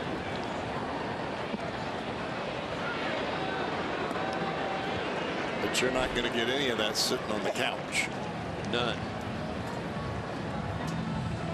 Reds Live pregame, 30 minutes before every game. All the info you need to get ready for that day's game. It's presented by Ray St. Clair Roofing. And we'll close out this 3-game set tomorrow. Wade Miley, lefty versus righty, as Alfredo Simon goes to the hill, looking for better results. 12:30 for Reds Live tomorrow, the game to follow here at Fox Sports Environment. You know, growing up, if I didn't have extracurricular activities, and in this case sports, playing football, baseball, basketball, I'm not sure I'd be sitting here today. And that's the truth, because you've heard the cliche. It teaches you the game of life. It teaches you so much more than sports. Well, there's a tremendous amount to be learned from the devices that we see out there today, whether it be the iPads or the computers or the phones. There are a lot of entertaining games that are there, but there's got to be a limit on that. There still has to be physical activity, and I think there's a delicate balance that goes between the two. And for a kid, being able to play sports, playing baseball, being outside in the open air, I mean, that's just it's a health concern for me. Yeah. And I got to tell you, my youth coaches, and one in particular, as Suarez goes down swinging, was truly one of the biggest influences of my life. Another changeup from King Felix. You can see that grip. Watch that ball spin sideways. It looks just like a fastball with his release point, and then the bottom falls out of it. As you were saying? Oh, I had a mentor, one of my youth coaches, who just really turned me around. I was running with the wrong crowd, doing the wrong things, and kept me in check, and truly taught me about the game of life. And it involved failure as well at a young age. Let's face it, this is a tough world. You're going to fail, and you got to learn to accept it. Learn and move on. Learn how to respond. Exactly. Whether it be from winning, whether it be from failure, or whether it be from helping another person along their way. Yep.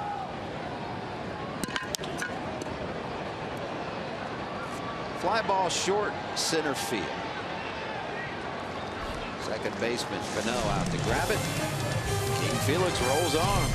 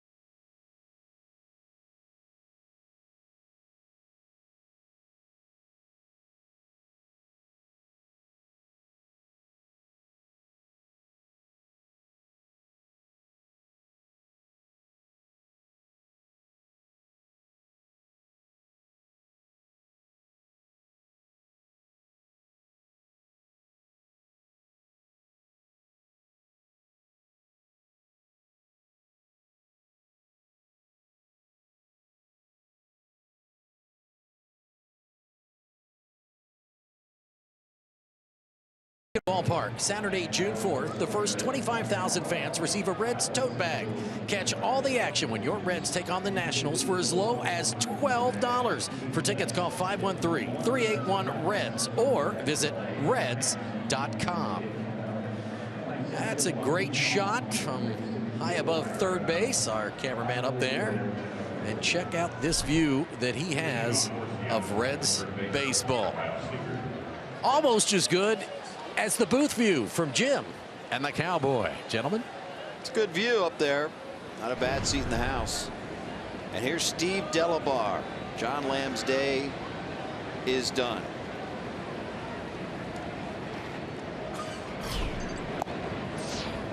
And he will go to work against Kyle Seager, working on a 1-for-3 afternoon. And it's the first time that we've seen Delabar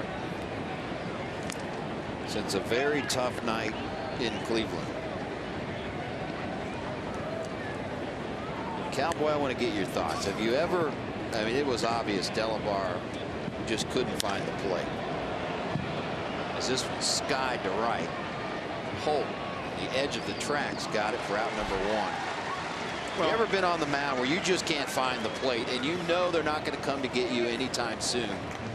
And how awful of a feeling is that? Well, it's not that if you're a major league pitcher, you can find the plate. It's that you can't find the corner. And I think if you look back at that ball game, Steve was able to get the pitch over the plate early in the count. It was trying to make that final pitch. And at some point in time, you've just got to say, okay, I'm going to throw it right down the middle. I'm going to throw it low, and I'm going to make him swing the bat. You have to do that. You can't just continue to say, I'm going to try to hit that outside edge and keep missing over and over and over again.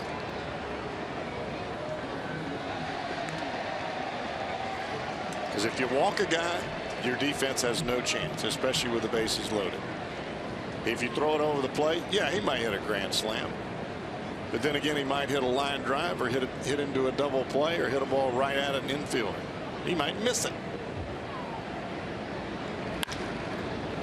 Cano, with Phillips playing in short right field. 2 up, 2 down for Delabar. In the game we're talking about in Cleveland, it was a 13-1 Indians victory. Delabar walked in 3 runs. 4 runs.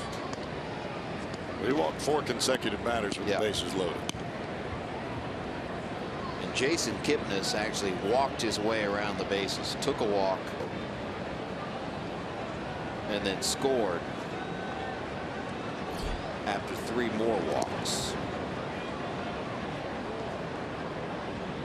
And we talked about this last night. You got to get help from your starters, because if you rack up this many innings like the Reds have now, they are on top now on most innings out of the bullpen.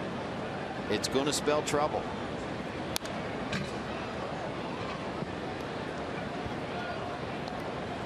Combine that with a so-called retooling year in an area of the club that they knew might have their struggles. You're not getting help from the starters. It's not a good formula.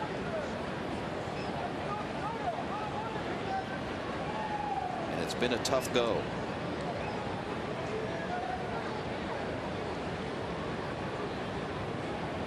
One pitch to Nelson Cruz. 1-2.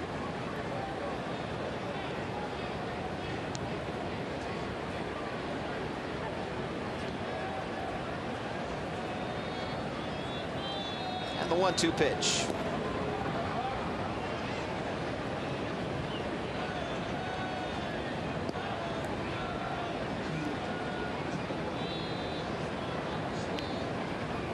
Left thumb sprain for Ketel Marte, young 22-year-old switch hitting shortstop. Left thumb sprain, and that's why Sean O'Malley replaced him.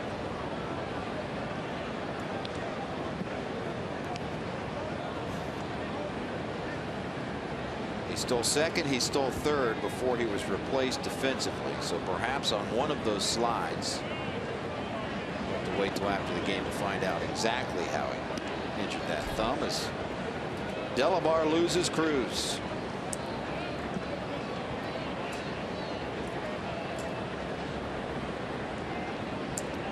The fourth walk of the game by Reds pitching. That's the part that bothers you when you see a guy, you get ahead 1-2, and then you throw the same pitch in the dirt 3 consecutive times, thinking that the hitter is going to swing at it.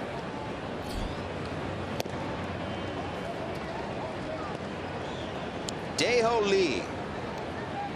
By the way, back in the fourth, one of those scoring decisions you didn't like has been changed to an E5.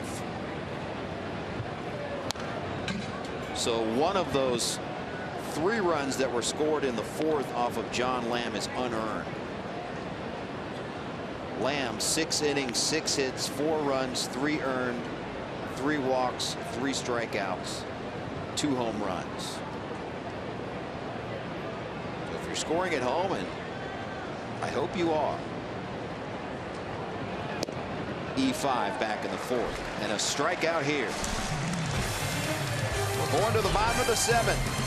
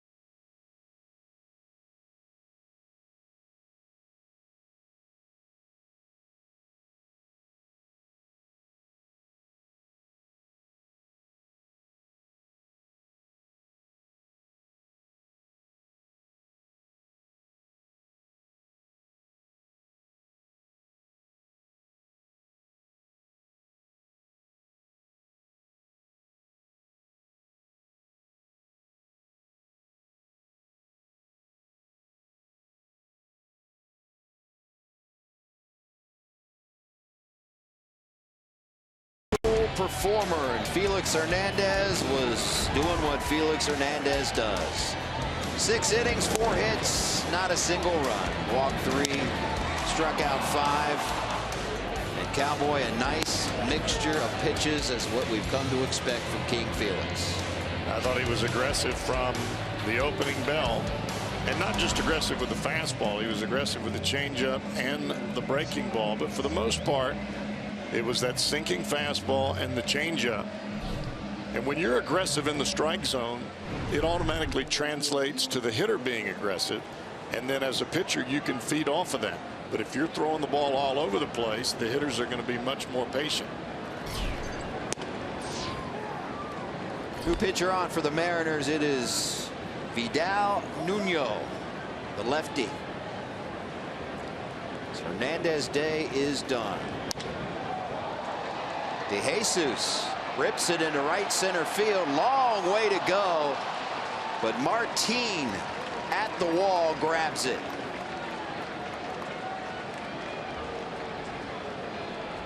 Gave it a ride. DeJesus hits this ball awfully well. We've got a couple of center fielders in this ball game with Martin and Billy Hamilton. They can cover some territory.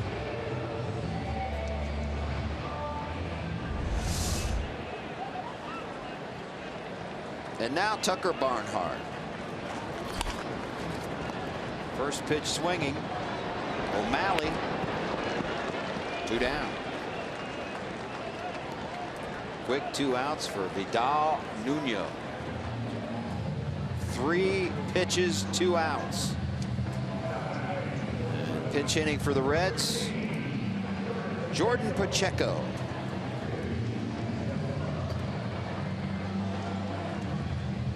He will hit in the pitcher spot.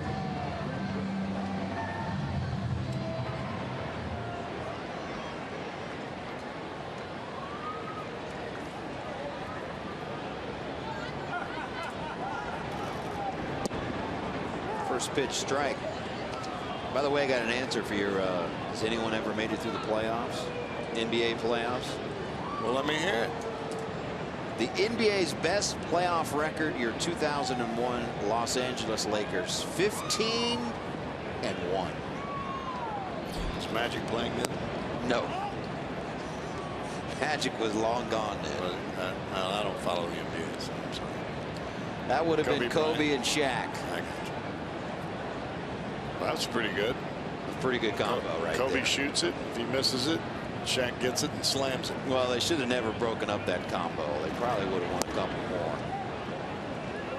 But at the time, two weren't exactly getting along. I was going to say they didn't really see eye to eye, did they?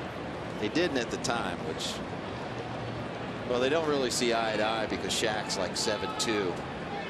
Kobe's a little shorter. That's good. I like that.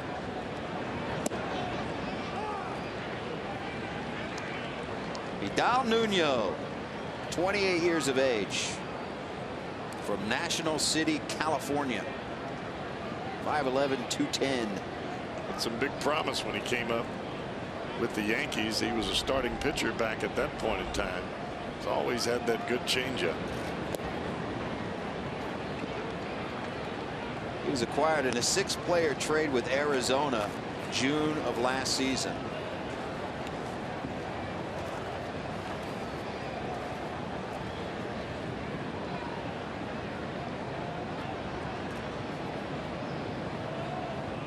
Three-two pitch.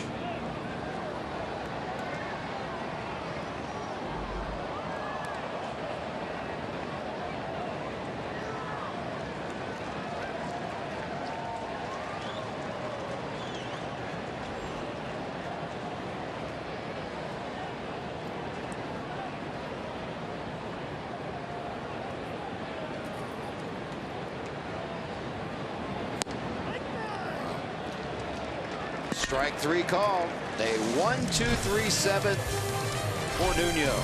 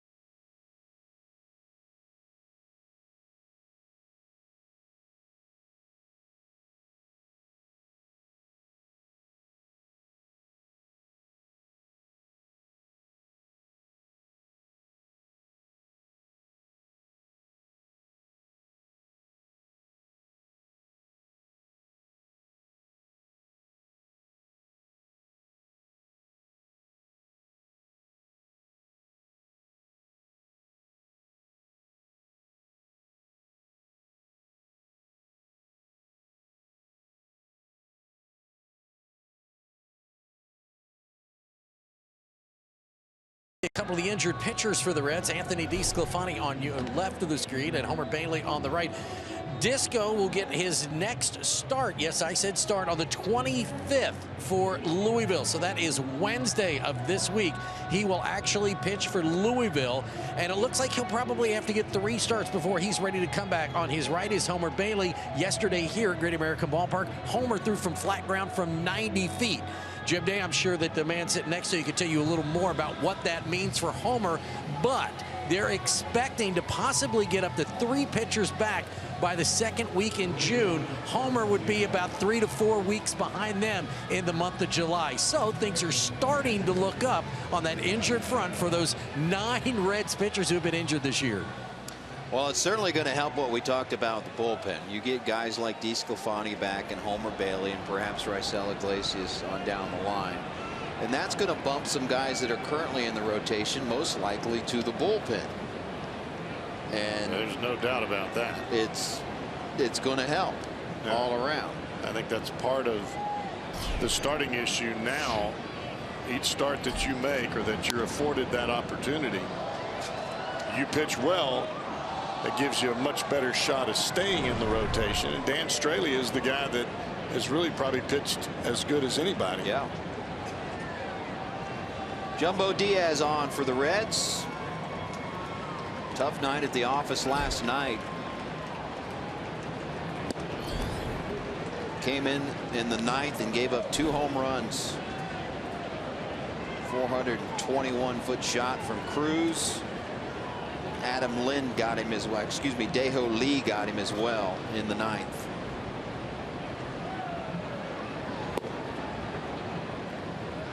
Facing Chris Iannetta. Iannetta seeking his first hit on the day.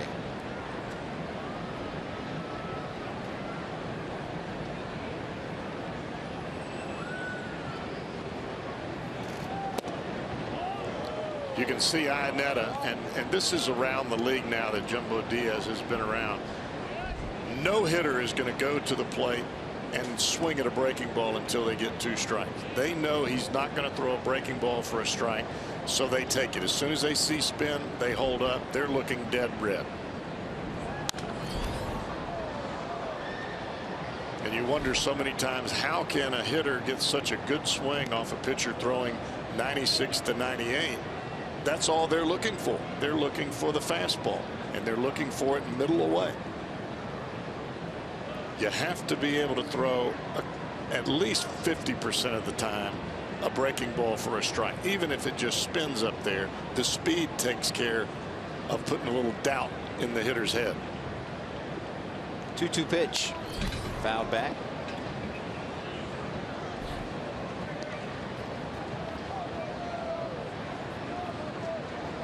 Mid to upper 90s has become hitting speed.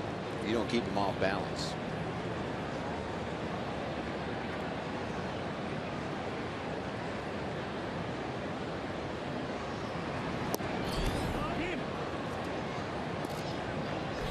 It's really amazing how hitters nowadays catch up to that fastball if they're sitting on it, waiting on it, and it's thrown with not much movement on it.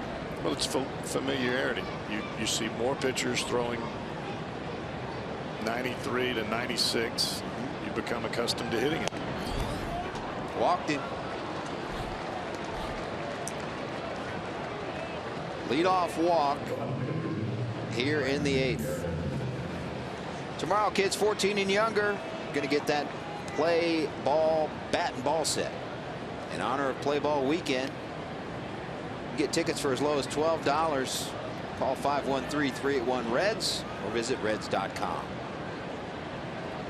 That's what I'm talking about. A little wiffle ball action. I love wiffle. Come on.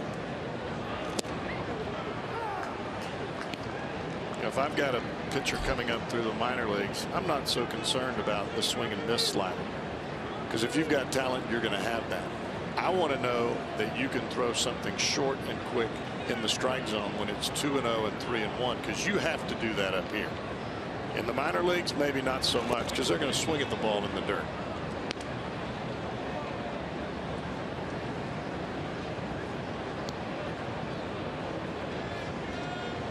Franklin Gutierrez. He would be 3 for 3 on the day had it not been for a great diving stop by Phillips in the 2nd. But he hit that massive home run in the 4th, singled in the 6th. Sky ball here. Phillips under it. First out of the inning.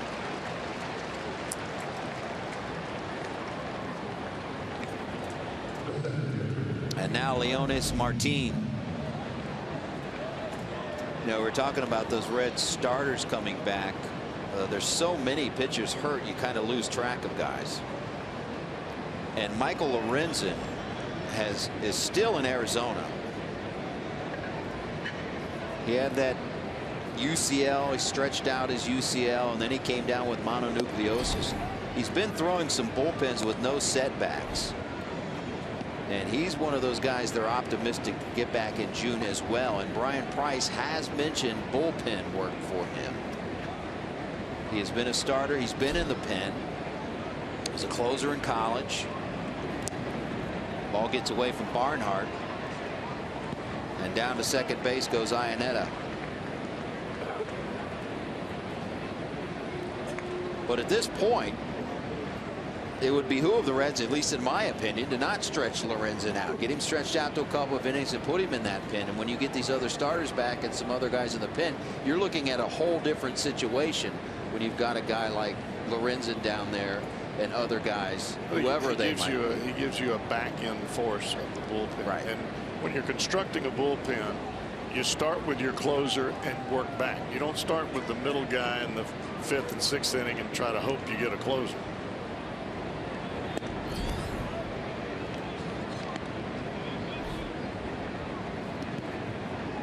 And ultimately, as this rebuilding plan comes to fruition, you're going to see some arms in that bullpen that we're seeing in the rotation now. Right.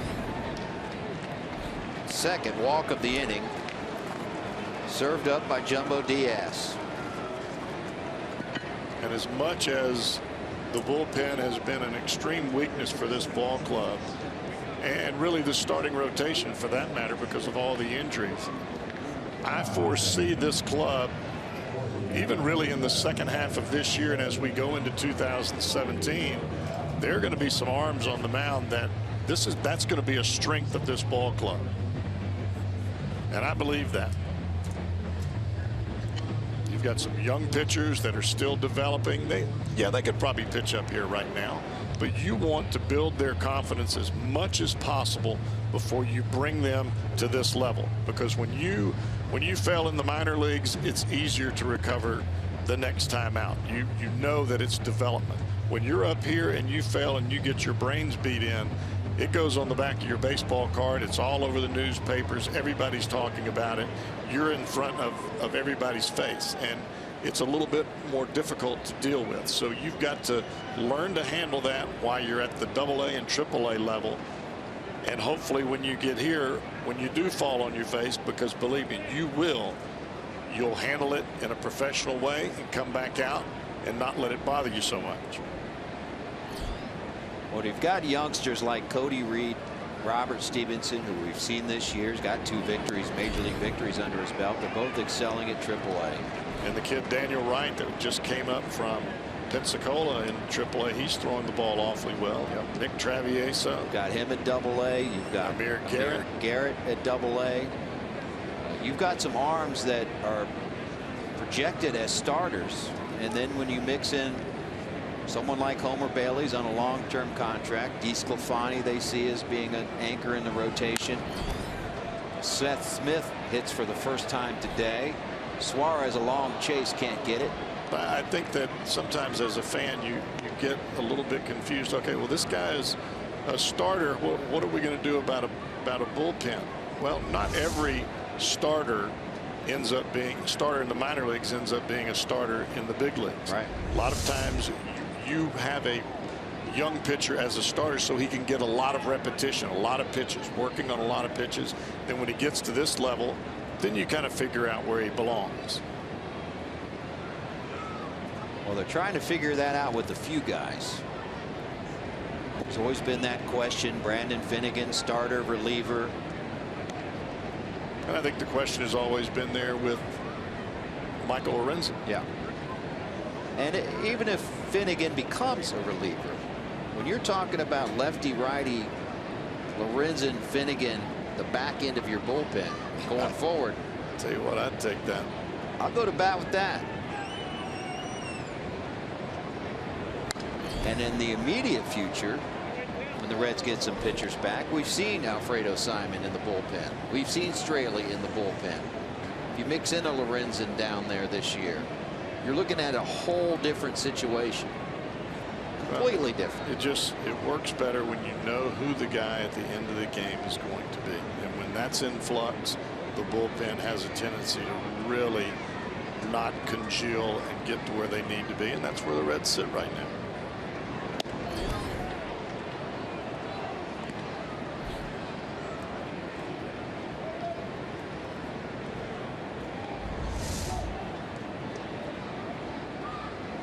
Fastball in off the plate. This goes back to the inability to throw a secondary pitch for a strike. You know it as a pitcher. You start trying to make every fastball a perfect pitch because you know the hitter is sitting on it. Phillips thought about second. Goes to first.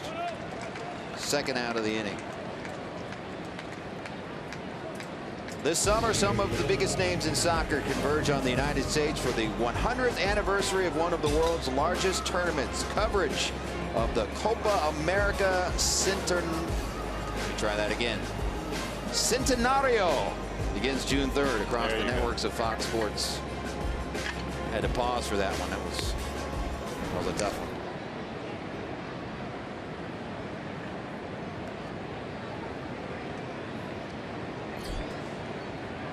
I know our guy Matt Sigafus will be dialed into that. Soccer here on the Fox Sports Networks. Just like he dials up those highlights, dials up those flashbacks. The incomparable Matt Sigafus. Or as we call him, Siggy. Tell you, when the soccer starts, it gets worldwide attention. It is amazing. Sure does. And I tell you what, FC Cincinnati's getting some attention. Fans are rabid. They're doing a nice job filling up Nippert Stadium. And I'll tell you what, the MLS has taken notice too, because their crowds are bigger than most MLS crowds. FC Cincinnati playing at one of the lower levels right now. MLS, the highest level as far as American soccer goes. And who knows, could be an MLS franchise here one day, even though there's one 100 miles up the road in Columbus. 1-2 pitch. This is Sean O'Malley, his second at bat. Came on for Ketel Marte, which was really to my benefit too, because I was misidentifying Marte in center field a few times. Nice catch. That's why you bring your glove. Raise the hands.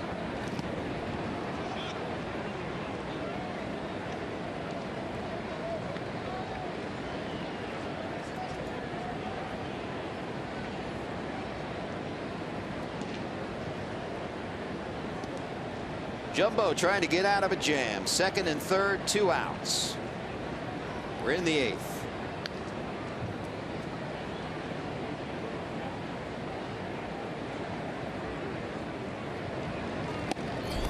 Almost hit him. 95-mile-per-hour heater.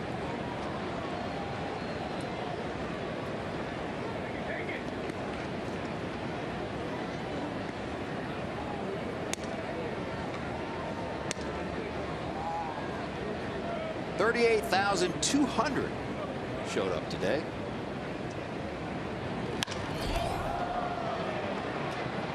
Easy play for Hamilton. Jumbo gets out of it. Reds, a couple more chances.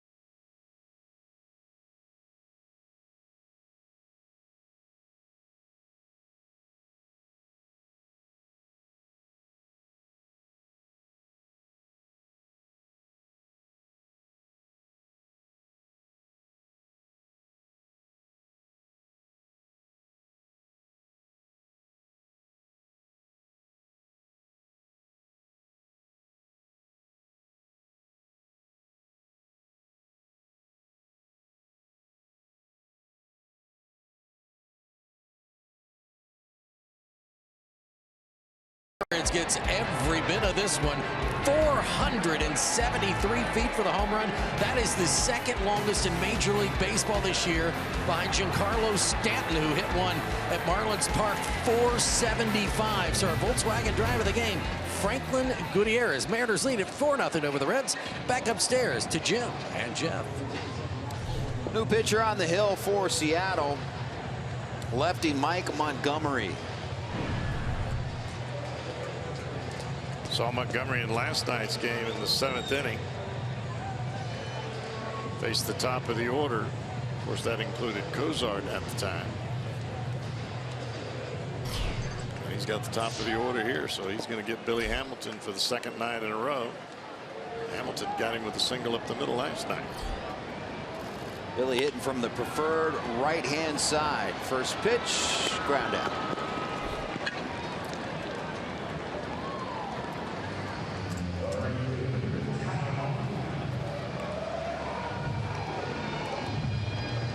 And here comes Tyler Holt. Flown out, walked twice. Both times he walked, didn't leave first base. It's been a struggle offensively for the Reds.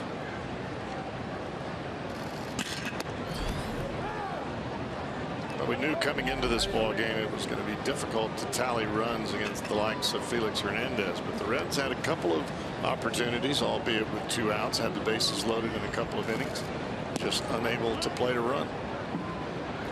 Montgomery, 26 years of age. He'll turn 27 on July 1st. Born in Mission Hills, California. Big guy, 6'5", 215. Now, you and I were talking just a while ago about starters going to the bullpen. Vidal Nuno, starter when he got to the big leagues with the Yankees. He's now a left-handed specialist basically out of the bullpen, as is Montgomery. Same paths to the big leagues, but now where they have found their comfortable spot has ended up being in the bullpen. Well, you made that transition. Yeah, I started my whole life until I got to the big leagues.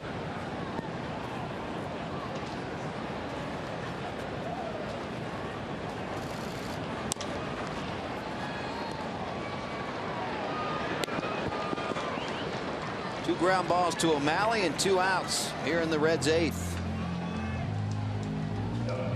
I had a negative and a positive that put me in that spot. The negative was in the 5th inning I was done.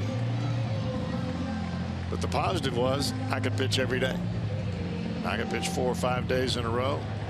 Didn't bother me a bit, and I wanted to pitch 4 or 5 days. I wanted to pitch every day if I could. Roger let me do that a few times. Roger Craig. Roger Craig. Yeah. So correct me if I'm wrong. You probably, a guy that could pitch that much, don't have much sympathy for the innings racked up by a bullpen. Well, my thought process is every time that phone rings, I want him to call my name if I'm sitting in the bullpen. I don't want him to call somebody else's name. I want to be in the ball game, and I think that's the mentality that you have to carry.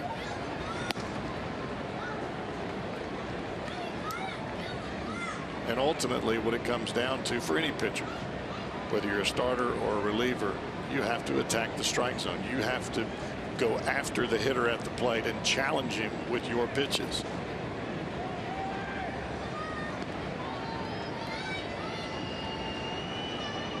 Montgomery v. Votto.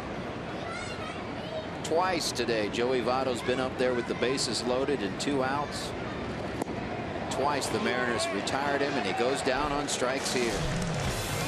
On to the 9th we go. Mariners on top.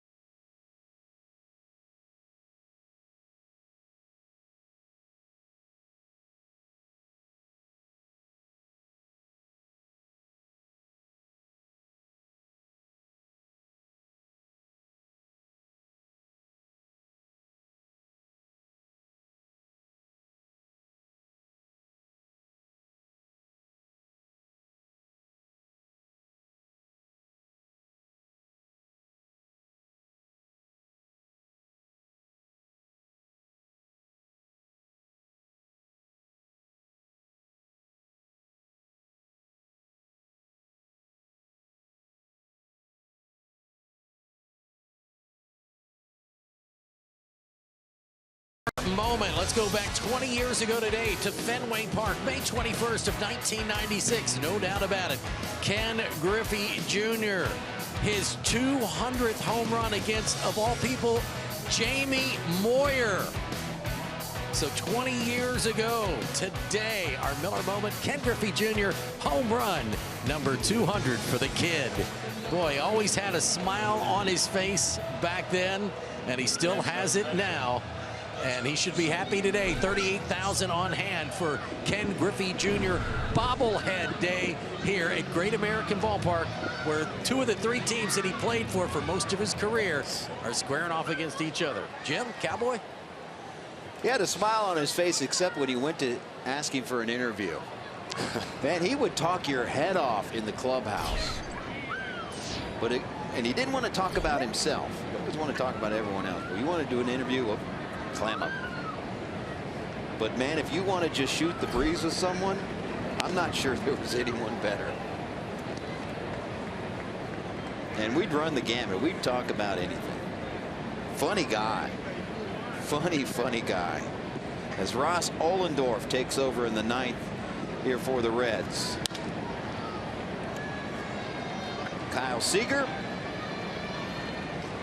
And that's DeJesus out to get it for out number 1. Big summer for Junior, too.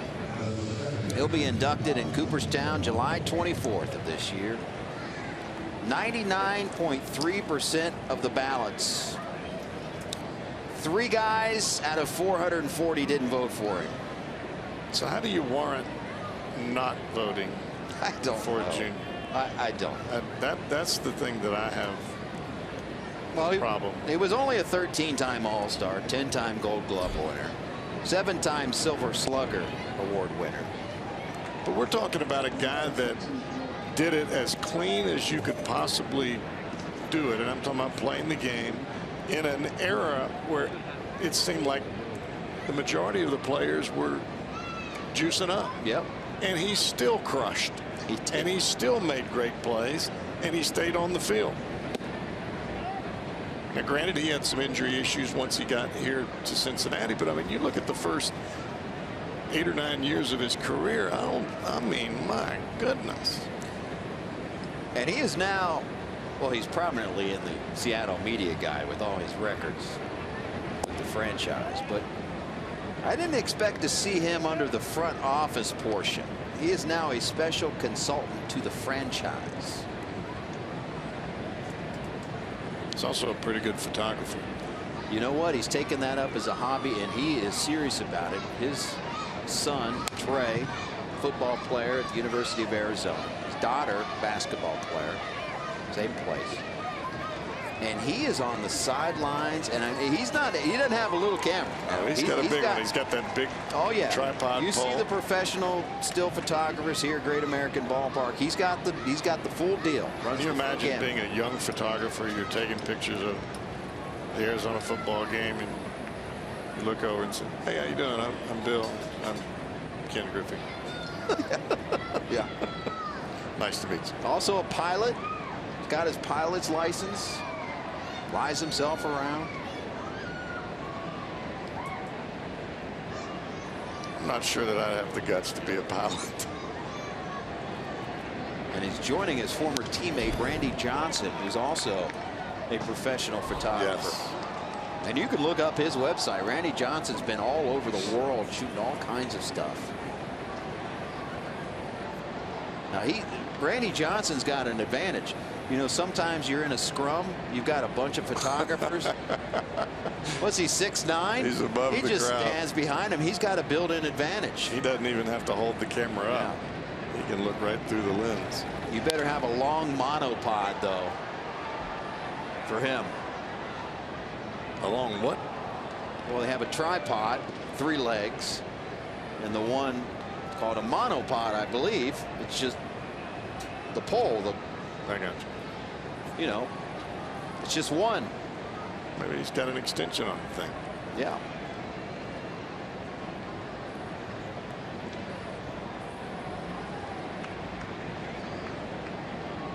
Two-two pitch to Robinson Cano. Ripped but right at. Votto 2 down.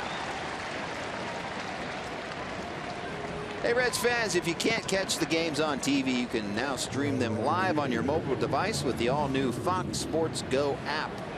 Download the app and take Fox Sports Ohio and Reds baseball with you wherever you go. That's like having the cowboy in your back pocket. So you watch the body language of these Mariner hitters as they come to the plate. You compare that with the body language of the Reds hitters. It's much more difficult to try to get that mojo going when things aren't going your way.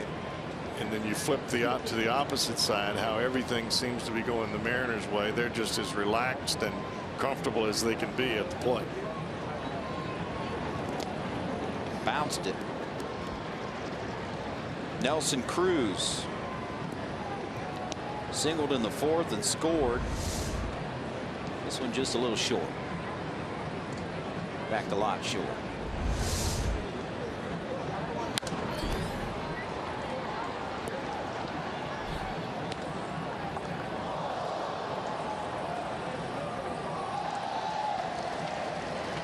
Nice catching the crowd on the rebound.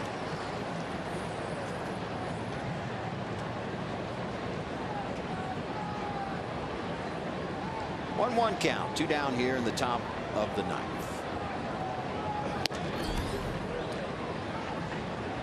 Two and one. A couple days ago, Ross Ohlendorf did have a hearing, if you will, on his appeal. He was suspended for 3 games in that hit by pitch fest against the Pirates. And Major League Baseball heard his case. It was a video conference.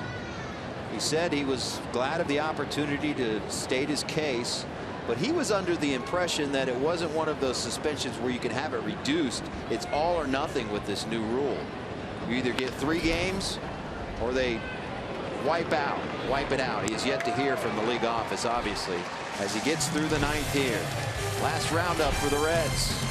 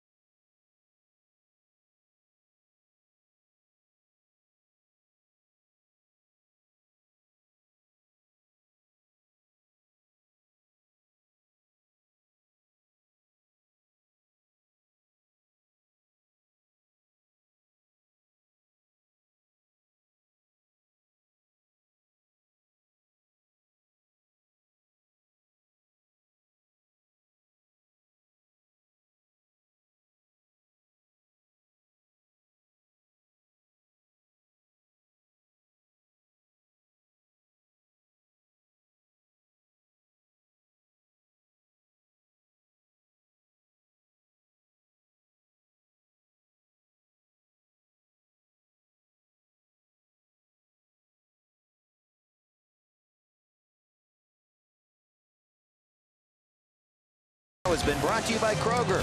Stop by your neighborhood Kroger to save big store-wide. Great food, low prices at Kroger. And by Toyota. For over 30 offers, visit buyatoyota.com. Toyota, let's go places. This copyrighted telecast is presented by authority of the Cincinnati Reds and may not be reproduced or retransmitted in any form. And the accounts and descriptions of this game may not be disseminated without the express written consent of the Cincinnati Reds. Last chance for the Reds. Shutout so far here against the Mariners. 4, 5, and 6 in the lineup. Philip, Suarez, Duvall, and they'll face Joel Peralta. Well, 2 of the pitchers that are coming out of the Mariners bullpen here today, the Reds saw in last night's game, Peralta being one of them. Montgomery the other.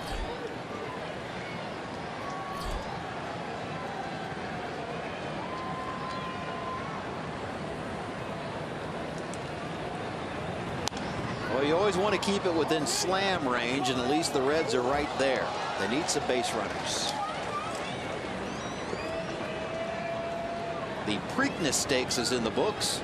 Exaggerator wins on a sloppy track in Baltimore. Exaggerator nearly came back and won the Derby. So there will be no Triple Crown winner this year after American Pharoah did the job last year. 1 out.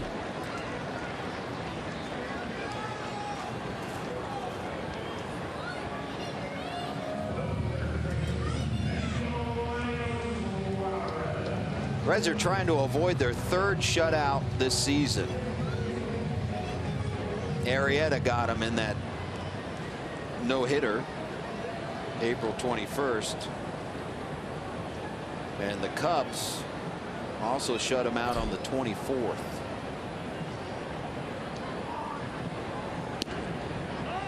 That is now 11 straight Reds batters retired by Mariners pitching. You were talking earlier about the series winning streak on the road for the Mariners. And if they get the next 2 outs, this will be the 7th series that they've won. No losses, and I guess they split one. And Felix Hernandez came in riding an 8-game road interleague winning streak. And that is tied for the 2nd longest all time in interleague history. Trailing only 10 straight interleague wins by Bartolo Colon, who did it from '98 to 2003 with 3 different clubs.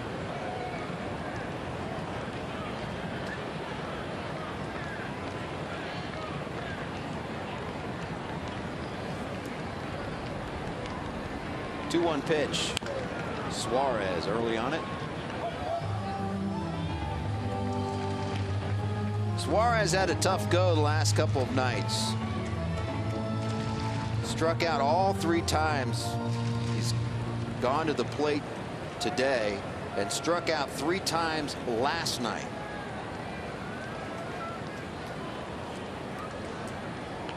The day game tomorrow.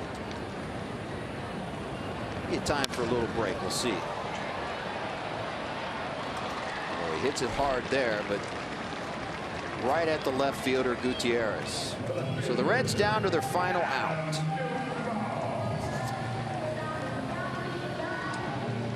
You know, as much as you'd like to believe that every player can separate their defense from their offense, the pride that Eugenio Suarez has just playing the game, somewhere in his head, you know, this issue at third base with the errors has got to be weighing heavy on him, and it's got to be taken to the plate every once in a while.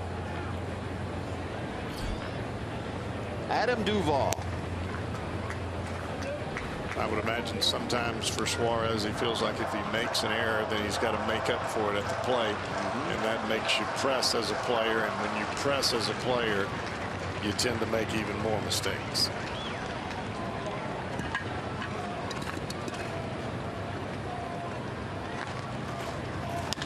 Duvall into left center field, hit well, but Gutierrez has it. And that's the old ball game. Mariners shut out the Reds 4-0. Felix Hernandez gets the win today. His record goes to 4-3. And Seattle wins another series on the road. Reds Live, the post-game edition, is coming up next.